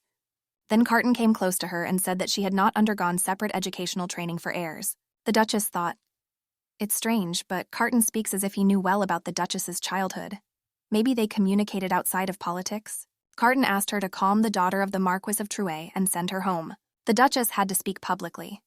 She stated that the interests of the daughter of the Marquis and His Majesty are different, and they have nothing to discuss with each other. The daughter of the Marquis cannot become His Majesty's concubine. The answer to her speech was silence, and only the Marquis looked angrily at her back. The Duchess was relieved that there was no fuss about the situation. And the Marquis will not speak, since he has already received the prisoners, as agreed. But then Carton appeared and asked the Duchess to tell it as it is. She was scared. Will the unpleasant story repeat itself again and she will have to sort it out? Carton sat on the throne and said that everything was wrong. The Marquis's daughter turned out to be so stupid that he had to kick her out. This time the Duchess could no longer restrain herself, because after these words the Marquis's reputation would suffer. She said that it was not the Marquis's daughter, but that Carton's standards were too high. It is unlikely that there will be a mortal who can meet his requirements for knowledge. Carton did not even suspect that she had such a high opinion of him. After this speech by Carton, all the courtiers dispersed. The Duchess also left the premises, but 3 people caught up with her. They said she shouldn't be upset. They understand how hard she tried. She shouldn't blame herself, since His Majesty has always been a difficult person. The Duchess laughed. It was like a sudden consolation. But she really felt better after their words, so she sincerely thanked her for their support. They whispered about something among themselves, and then one of them said that he also had a daughter. Does he really want to offer her for the role of the Emperor's concubine? But the man protested that no. The point is that they heard about the story of the daughter of Count Renoir. The Duchess was afraid that something had happened to the girl. They reassured her that she was fine. But lately, marriage proposals have been coming to the estate of Count Renoir every day. Yeah, so the problem wasn't that the Count's daughter wasn't getting any offers. Only they were sure that this was thanks to the special preparation of the Duchess. To say that you were surprised is an understatement. What kind of preparation are they talking about? And they talked about the changes that they noticed in the daughters of the Marquis of Trouay and Count Renoir. And they were especially struck by the fact that the Marquise's daughter continued to study politics, despite the fact that she did not become the Emperor's concubine. But the Duchess could not tell that it was because she assigned a teacher to the girl, and they began to ask to send their daughters to study. Moreover, they even began to argue which of them was first and which was second. A couple of days later, the Duchess decided to go to her estate, which had been empty for a long time. Of course, she first asked permission from His Majesty. He then looked at her carefully and thought that she was plotting something again, but she replied that she had never even imagined such a thing. It's just that no one was looking after the estate and it would be necessary to restore order there. Sir Eden volunteered to go with her because he wanted to protect her. The Duchess was pleasantly touched by this. She also knew that he no longer had any reason to hurt her, and it is he who will be able to protect her if anything happens. Nevertheless, she said that he would remain here and give her news from the Imperial Palace. Sir Aidan could not argue with this. At the estate, she expected to find some clues about Eleanor. A raven watched all this. Sir Aidan noticed him and thought that something was wrong with this crow. When the carriage started moving, the bird followed it. The journey was not rushed. The Duchess thought that at this rate she would only get there in the evening. She heard that the birds, who also went on the trip, began to make noise and decided to check what was wrong with them. When she took off the blanket, she saw that there was another bird in the cage, and quite a large one. Where did she come from? The Duchess examined the strange guest. He didn't look like a dove at all. Yes, it was the same crow that Carton carried with him everywhere. Only the bird tried to pass itself off as a dove, cooing desperately. The crow managed to escape from the Duchess's grasp. She realized that the bird was watching her and was very angry about it. In the evening, the Duchess arrived at the estate. She carefully examined the area. Servants came out to meet her. They received news of her arrival. The maid said that in honor of her arrival, the cook had prepared a festive dinner and invited her to go to the dining room. The Duchess asked to feed her pigeons. The maid began to apologize for not taking care of this right away. The Duchess had never brought birds before. The Duchess began to realize that she still did not know much about the one whose body she had inhabited. A cage with pigeons was taken out of the carriage. The Duchess stood and wondered if she would be able to deceive her subordinates and find clues about Eleanor. Dinner was served of mushroom soup and light fruit salad, and as main courses they offered oysters with caviar and veal steak. The Duchess looked in surprise at the table, which was what is called luxurious. She took the spoon in her right hand. The maid carefully watched her actions. She turned to the Duchess, and she demonstrated that the spoon should be held in the left hand, not the right. It was a kind of hint. Surely this maid was a faithful servant of the Duchess, and most likely she knew that she was in danger. The Duchess turned to the head maid. She would like to meet Eleanor right now. The Duchess looked at her, hoping it would work. The head maid rang the bell. Other servants immediately appeared. They were ordered to lock all doors from the outside and draw the curtains on the windows. She explained that all employees were required to travel within 3 hours along the specified route. The headmaid then said that she was ready to escort the Duchess to where Eleanor was. They walked through the castle grounds. The headmaid reassured. The actions of her subordinates would hide their presence. The Duchess understood the point of moving for 3 hours. When everyone in the castle moves at the same time, even the most perceptive person will not be able to detect them. This also applied to the swordmaster himself. Their journey did not last too long. Eventually, they came to a massive door. The headmaid opened the door slightly. Behind it was a spacious and bright room furnished. Lady Eleanor herself was lying in bed. Compared to the image in the portrait, she looked much older and hardly resembled Carton's beloved. Suddenly, she realized that Carton had guessed that the Duchess knew nothing about the contract. The Duchess turned to the headmaid and asked for help. She admitted that she had lost her memory. The maid asked how this happened. The Duchess replied that she did not know, a head injury or a side effect of the poison. But in the end, she remembers almost nothing. The headmaid knelt down in front of her and covered her face with her hands. The Duchess took her hands and asked her to help her regain her memory. The headmaid hugged her and said that of course she would help and tell her everything. At that moment, the Duchess wondered whether the maid would understand that her beloved mistress was not in this world.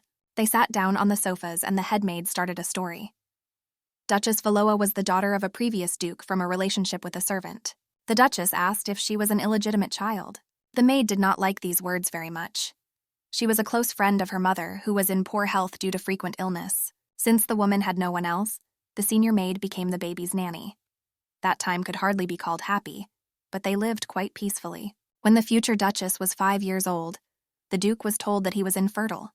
He was very greedy. Then he decided that the abandoned daughter should become the crown princess. He tried in every possible way to control the next emperor. At first, the headmaid was happy that the young princess was recognized.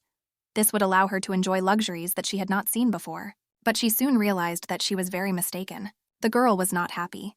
She wanted to repeatedly pick her up and run away. But she did not do this only because Lady Eleanor cared for the baby. In addition, the princess had an excellent relationship with Carton. But when the prince left, the Duchess no longer visited the palace as before.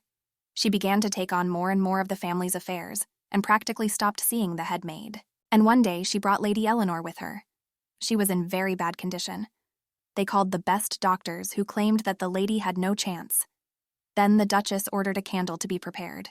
The Duchess's candle in the temple actually belonged to the headmaid, and the real lady's candle is kept in this box.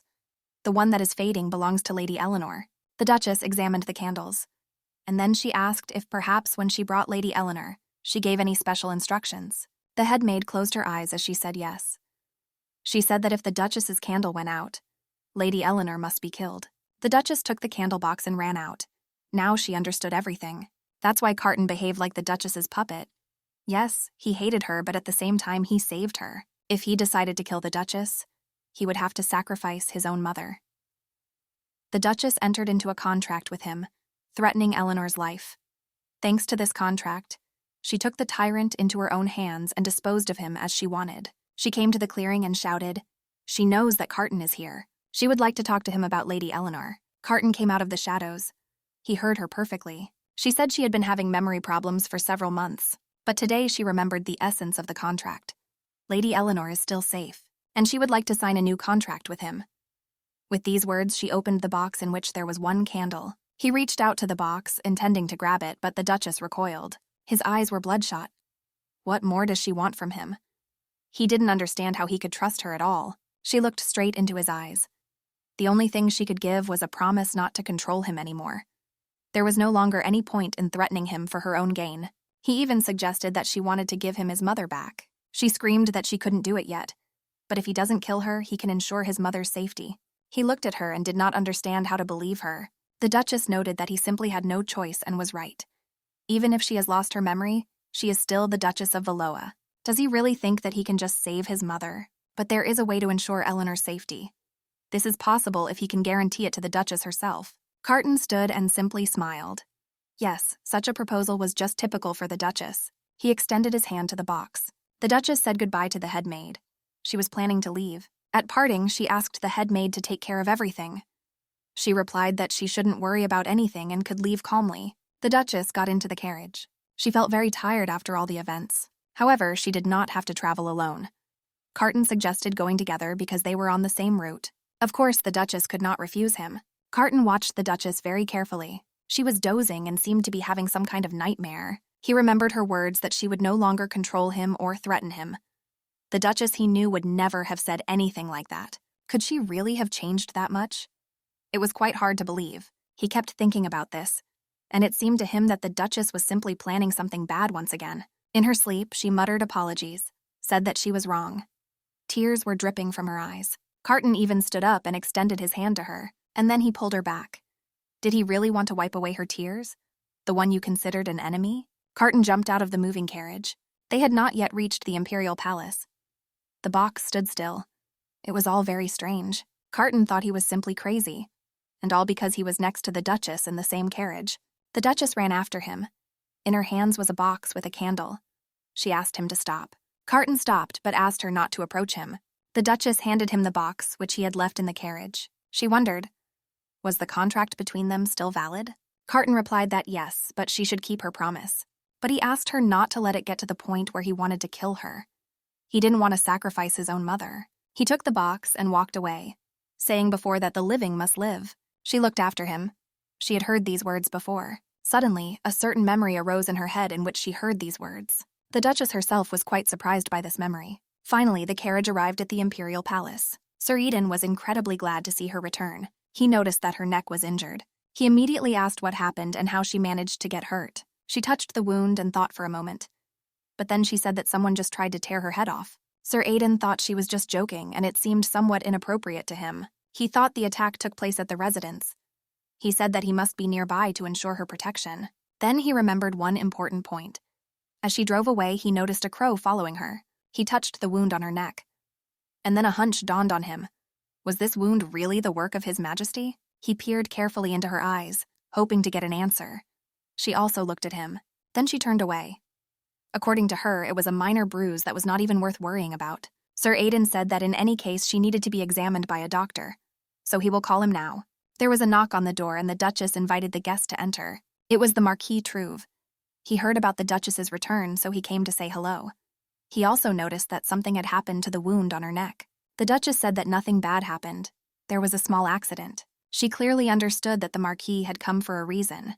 Surely he had some important business to attend to. The Duchess asked this directly. Yes, the Marquis came for a reason.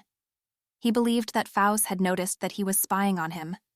According to her instructions, they bought slaves from time to time and behaved as usual. But Faust was very vigilant. The Duchess thought about this information, and the Marquis said that he managed to find out something else. Recently, Faust's slave market has expanded dramatically. Thanks to the involvement of nobles, he gained new clients. So that's why the budget of the Empress's palace was always full. The Duchess expected that the departure of the Marquis would be a serious blow. She asked who this client was. Marquis closed his eyes and said that he was the eldest son of Count Renoa. He'd been hanging around Faust a lot lately. He began to justify it. The young man studied abroad from a very early age and only recently returned to the Empire. Perhaps he did not suspect that he had made a mistake, because he did not know about the current state of affairs. The Duchess crossed her arms. Rich idiots are no surprise. She sat and smiled sweetly to herself, thinking that the Marquis himself had sent his son's friend abroad. And she said out loud that probably since the young man had lived for a long time in another country, he had not yet had time to familiarize himself with the imperial laws. She tapped her hand on her knee and said that she was very interested in foreign law.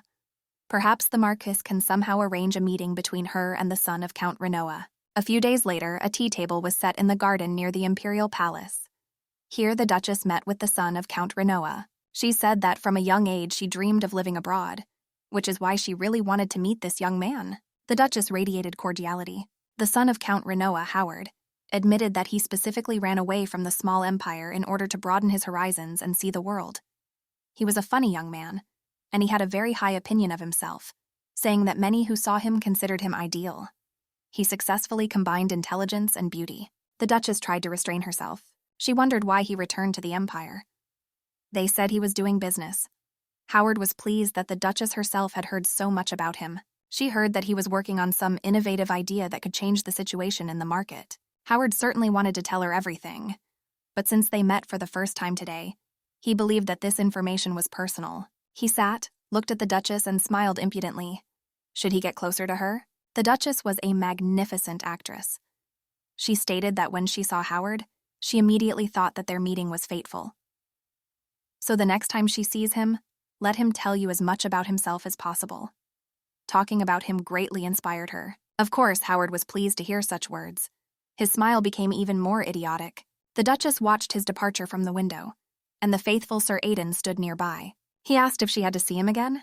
The Duchess decided to joke. Maybe Eden himself wants to seduce him. She asked if he had fulfilled her instructions. Sir Eden said everything was done. In accordance with her orders, he applied the pollen of the papora flower to the wheels of the carriage. Now they will be able to track the movement of the carriage if they release the bloodhound dog. The Duchess praised him for a job well done. Sir Eden was not accustomed to hearing this praise addressed to himself. He still could not get used to the fact that the Duchess need not be called a mistress. She asked for it herself. Carton noticed the Duchess and Eden peacefully communicating. They seemed to get along very well. He came closer to them. Sir Eden looked at Carton carefully as if studying him. Carton couldn't help but notice this look. He thought that Sir Aidan was simply in love with the Duchess. Carton noted that he changes positions too quickly. At one time, he turned a blind eye to his surveillance. But now that Eden had changed his owner, he didn't look like an angry dog at all. Eden tensed. It felt like he was simply ready for battle. The Duchess shielded Sir Eden with her body. She asked Carton to forgive his rudeness. She undertakes to teach him manners. Carton said that he was ready to forgive Sir Eden's impudent behavior if he would continue to take good care of the mistress. Sir Aidan said he would keep that in mind. The Duchess allowed Sir Eden to leave, but before leaving her, he asked, if she needs anything, she should definitely tell him. Now she turned to Carton. He was very busy, but why did he come to her? He recalled that the Duchess herself created a fuss about the liquidation of the slave market. But until now, there has been no report from her. She seemed so confused that she simply forgot about it. Carton also asked why she looked like that. At first, she didn't understand what he meant. But then she smiled and said that she dressed up like that to meet the son of Count Renoa. It was difficult for him to understand how it was possible to go to a meeting in such a frivolous manner. She explained that the outfit was supposed to help extract information from the young man.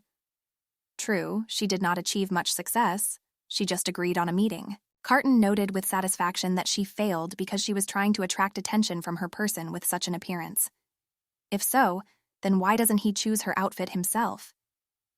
Since he called Howard a rake, their tastes probably coincided in some way. He even wondered, are they really similar? She just didn't understand anything. That's why it all happened like that. Carton rested his chin in his hands and smiled. Okay, he will choose her outfit himself. She and Sir Eden went to Madame Rosetta's atelier. They had a bad feeling. They entered the studio.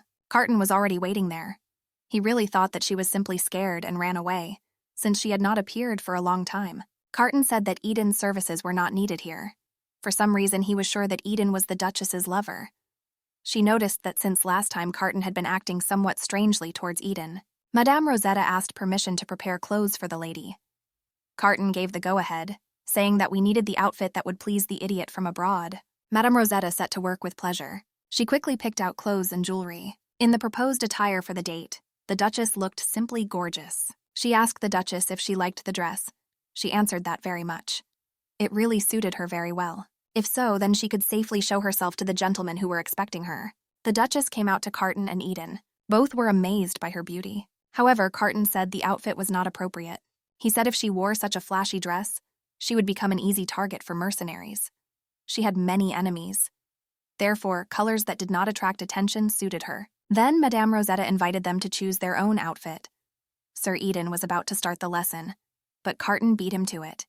He believed that a lover only needed to sit quietly and watch. He approached the Duchess and said that he could make a better choice, because in her opinion, he looked like someone. Carton chose a very strange outfit for her. The Duchess asked him, is he sure that Sir Renoa will like this dress? His Majesty's choice made Madame Rosetta cry. Her outfit was similar to that of a nun. Carton was sure that concealment could arouse male interest. The Duchess ordered Eden to take a bloodhound and track Sir Renoa's activities. She was going to detain him. Eden was worried that she simply couldn't cope. Has he really forgotten that she managed to escape death at his hands twice? Of course, he remembered this. The Duchess glanced at Carton and Eden, saying that it was time to hit the road. Let them not be bored without her. She went to meet Howard. He shared his plans to open a new enterprise that would appeal to bored aristocrats. She called him a genius. Howard was sure that if there is money, then there will be success. And she thought to herself, how much longer will he boast? If she doesn't say something, this will continue forever. Howard sat back in his chair as the Duchess said that such a large undertaking would certainly require a lot of manpower. But now it is quite difficult to find loyal and reliable workers. But he thought that it wasn't really, and he had his own methods. She suggested coming up with nicknames for each other. He didn't mind and said that from now on he would call her Airy. Howard poured himself a glass of red wine and stated that he doesn't hire people. The Duchess looked surprised. Is it possible to cope with such a volume of work alone? Howard replied contentedly that he meant something else. Why does he need employees if he has slaves? It is enough just to contact the right person in advance and communicate your desires.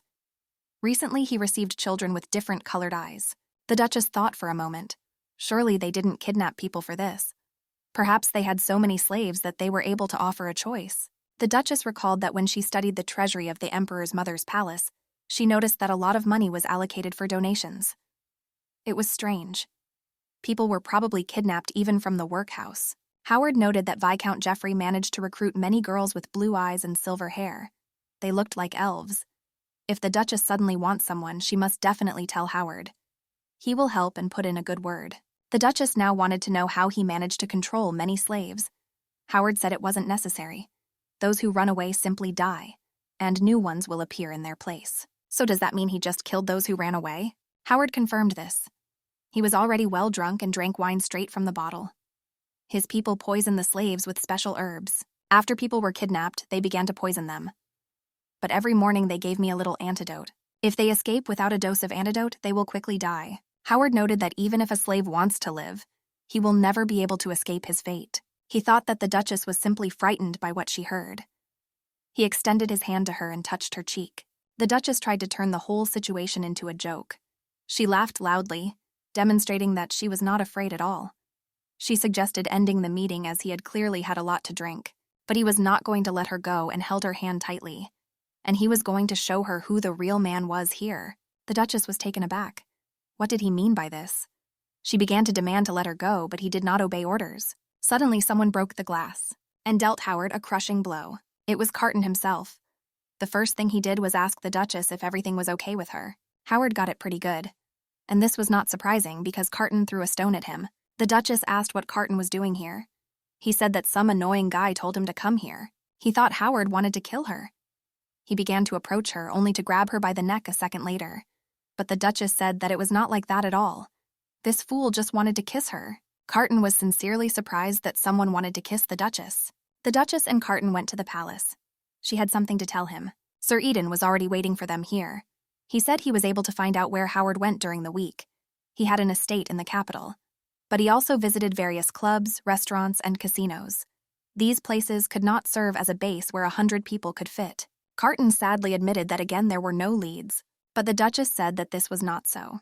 They had a clue, albeit a small one, and handed him the papers. Carton began to study them carefully.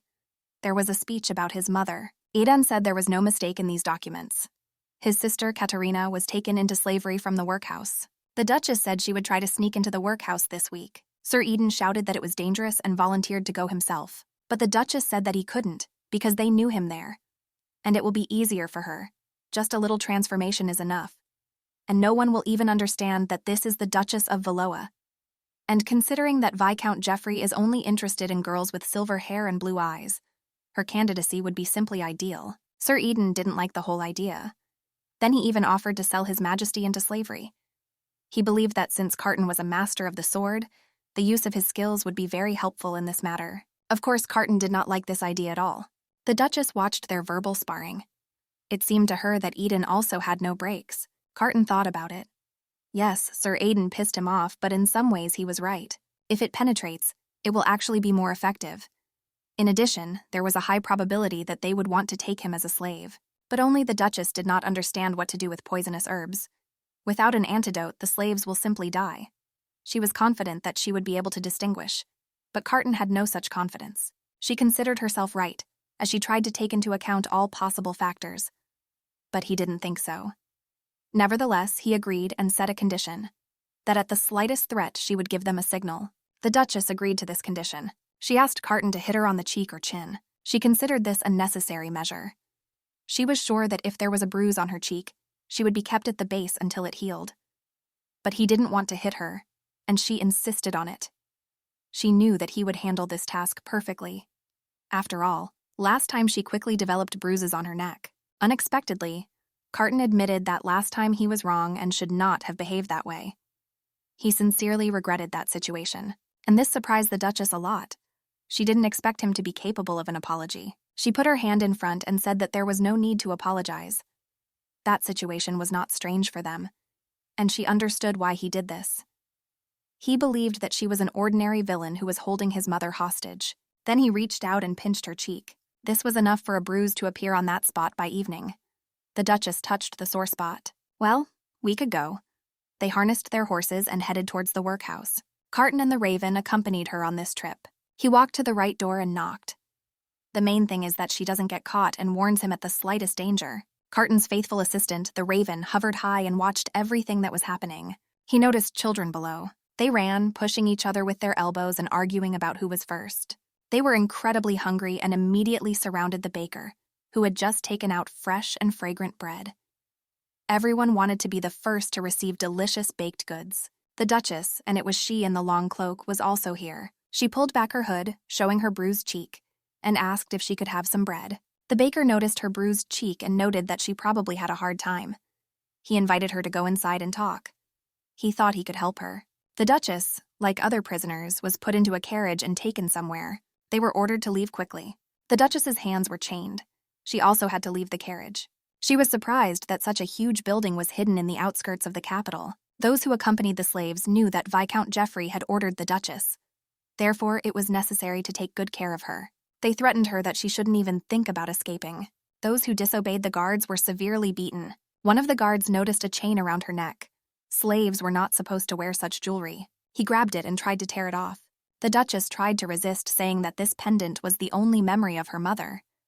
But then she felt a blow that knocked her off her feet. The Duchess made careful preparations for everything and treated the pendant with purpura pollen so that it could be traced. Since she got where she wanted, the pendant could be given away. But she hid the most important thing safely. The guard advised me to forget about the pendant and advised me to eat something. He handed her some kind of fruit. The Duchess examined it carefully, not understanding what it was. He said it was a cure for parasites. Judging by the Duchess's appearance, she was ill with something, and the proposed medicine is incredibly healthy, so it's worth swallowing right away. She understood. What he gave was not a cure, it was poison. She examined the fetus for some time, wondering what to do in this situation. But then she decided to eat it, hoping that Carton and Eden would arrive on time. Meanwhile, the dogs sniffed out the Duchess's trail. Aiden and Carton followed them on horseback. They moved very slowly.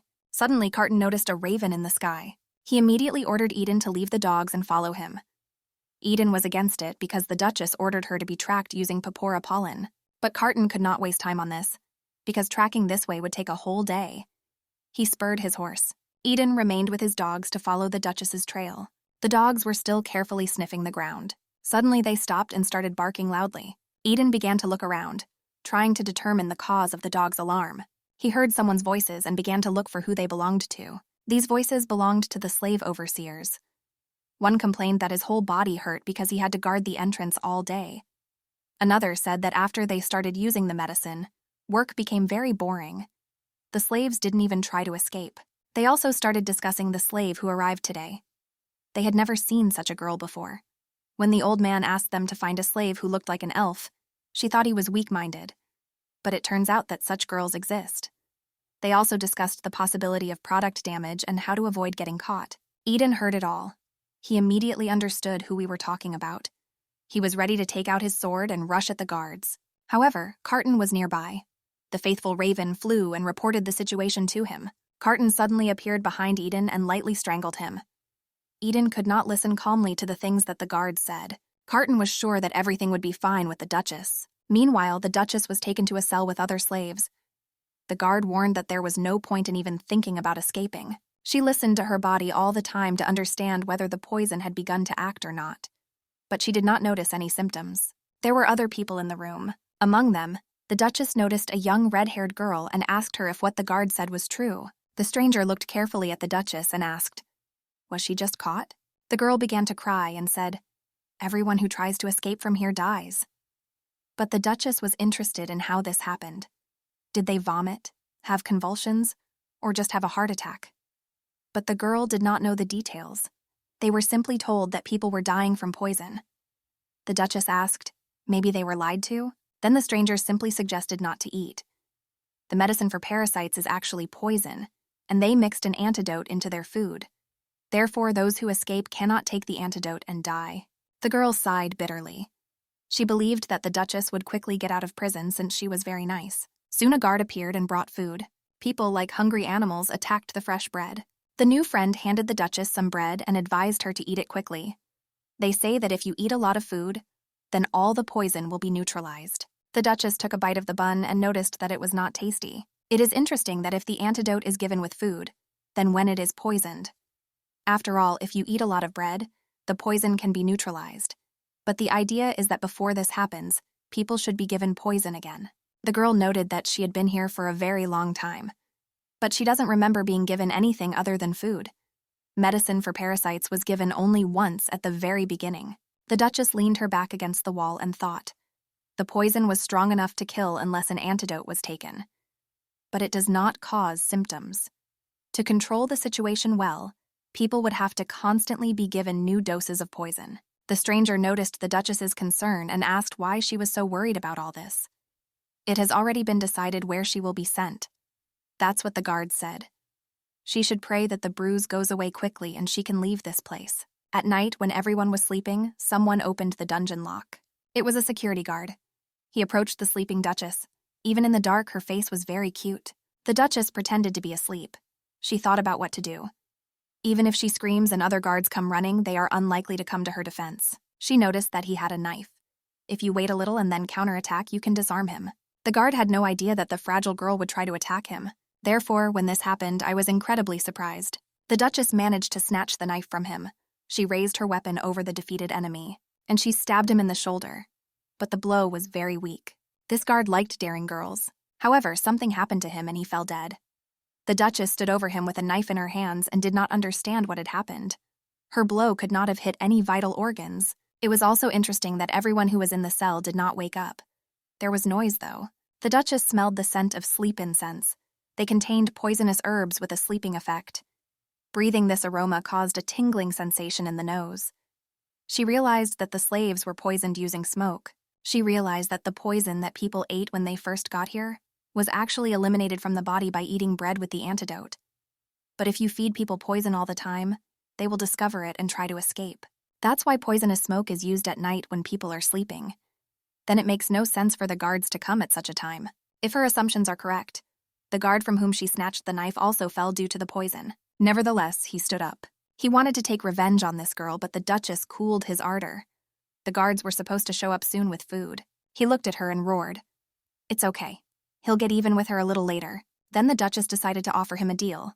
He would give her the key and she would share important information. The security guard thought she was crazy and quickly ran away. She looked after him. She only wanted to warn him to take the antidote. Although on the other hand, it will be even better. She will be able to test the hypothesis. The Duchess thought sadly that she was becoming more and more like the real Valoa. If this continues, then she will be no different from her. In the morning, there was a real commotion in the prison. The guard who visited the Duchess at night collapsed, foaming at the mouth. He urgently needed medical help. A new friend from the cell even took pity on him. The Duchess offered her share of the bread. The girl was not against such a gift, but what about the Duchess? She replied that she was resistant to poisons, so she did not need an antidote. The stranger looked carefully at the Duchess and admitted that she was unusual. This was not the first time the Duchess had heard such words. The girl took the presented bread in her hands. She said her name was Sally and she was from Gezwan County. The Duchess introduced herself to Eli. Faust himself appeared in the dungeon and asked what was happening here. He was passing by and heard him. The Duchess was frightened because he saw her face.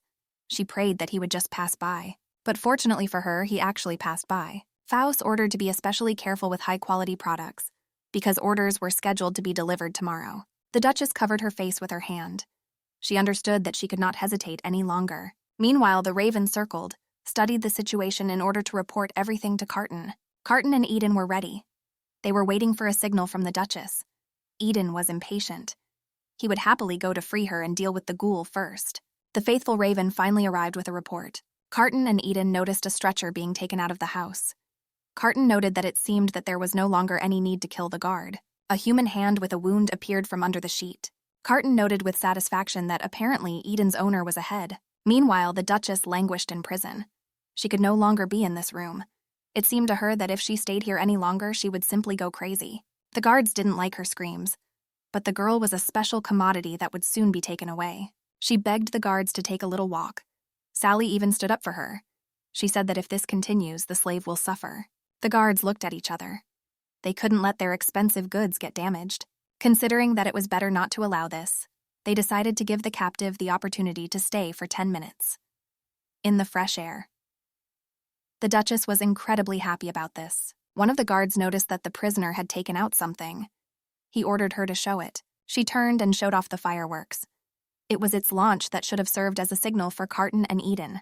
She pulled the rope and a million lights spilled over him. The Duchess stood and smiled, proudly announcing that this was the signal. The guard could not tolerate such impudent behavior of the slave and pulled out a knife. But the Duchess also had a weapon, which she had recently stolen from one of the guards. They crossed their arms. Suddenly, Sally screamed, warning the Duchess of danger. Another guard was approaching her with an axe in his hands. The Duchess dodged the blow. When she looked at her enemies again, they were defeated. Eden arrived on time. It was thanks to him that she was alive. He extended his hand to her and asked about what she had been through. The Duchess looked at him and once again asked him to call her Duchess and not mistress. He didn't mind addressing her that way, but still called her mistress with enviable persistence. Dogs also appeared nearby. They played an important role in this whole story. The Duchess finally remembered Sally, who was frightened by everything that had happened. She hastened to reassure her, saying that this man was from the imperial palace and had come to save them. The Duchess stood and smiled. She promised that soon the slave market would be destroyed and the kidnapped people would be rescued. Sally looked at her with wide eyes. She could not even imagine that we were talking about His Majesty himself. Sally looked at Eden, who was surrounded by dogs. Eli asked him to address him as the Duchess, so she came to save them too. The Duchess said she was just bait, and you can talk to her informally. But Sally screamed that no. After all, it was Eli who helped her, not the Emperor. And she was very grateful that Eli personally made her way into this terrible place to help. She vowed that she would be grateful to her for the rest of her life. Yes, at the moment she could not pay for everything, but she was very grateful. The Duchess smiled sweetly in response to this fiery speech. Knights were brought in to help the slaves. They were supposed to help people return home. The Duchess said goodbye to Sally. She asked her to write when she returned home. It turns out Sally had a grandfather. She thought that he had probably already turned everything upside down in search of her. It turns out that grandfather served as a butler for Count Gezwan. He was Sally's only family, and she was worried about his health. The Duchess remembered this man who was ready to die and blamed the Count for the fact that the place had become like this. Due to the Count's slowness, his granddaughter disappeared. The Duchess looked at Sally in horror. Her grandfather tried to kill her, and he had already been executed. The Duchess did not know how to tell Sally about everything. Eden promised that the knights would protect Sally if she was going that way. They also take you straight to Gezwan County. Sally was grateful for this and wished to meet Eli again. Suddenly, the Duchess felt very ill. She felt dizzy and grabbed her temples. Eden began to worry about her. Carton also joined the Duchess and Eden. She was glad to see him, because it was largely thanks to Carton that the slave market was destroyed. Carton noticed that Eden's hands were on the Duchess's waist, and he did not like it. Their plan was indeed a success, but Faust could not be found. And until he is caught, one cannot say that the slave market is completely destroyed. Carton turned to Eden. Flirting is certainly good, but maybe it would be better to use a dog to find Faust. The Duchess assured that she was fine. But you better hurry before Faust escapes. Carton assured Eden that he would personally take care of the Duchess. Eden accepted this with gratitude. Carton saw that something was bothering the Duchess. He understood what was happening to her and what were the reasons for this condition. He looked at her carefully and said that she was not to blame for anything. The Duchess looked back at him and asked what he was talking about. Carton spoke of the death of Count Hesbon's butler. He believed that every person should be responsible for his actions. And even the fact that she feels sorry for his granddaughter will not change this. Don't worry about what you can't change. The Duchess agreed with this. She herself made great efforts to survive.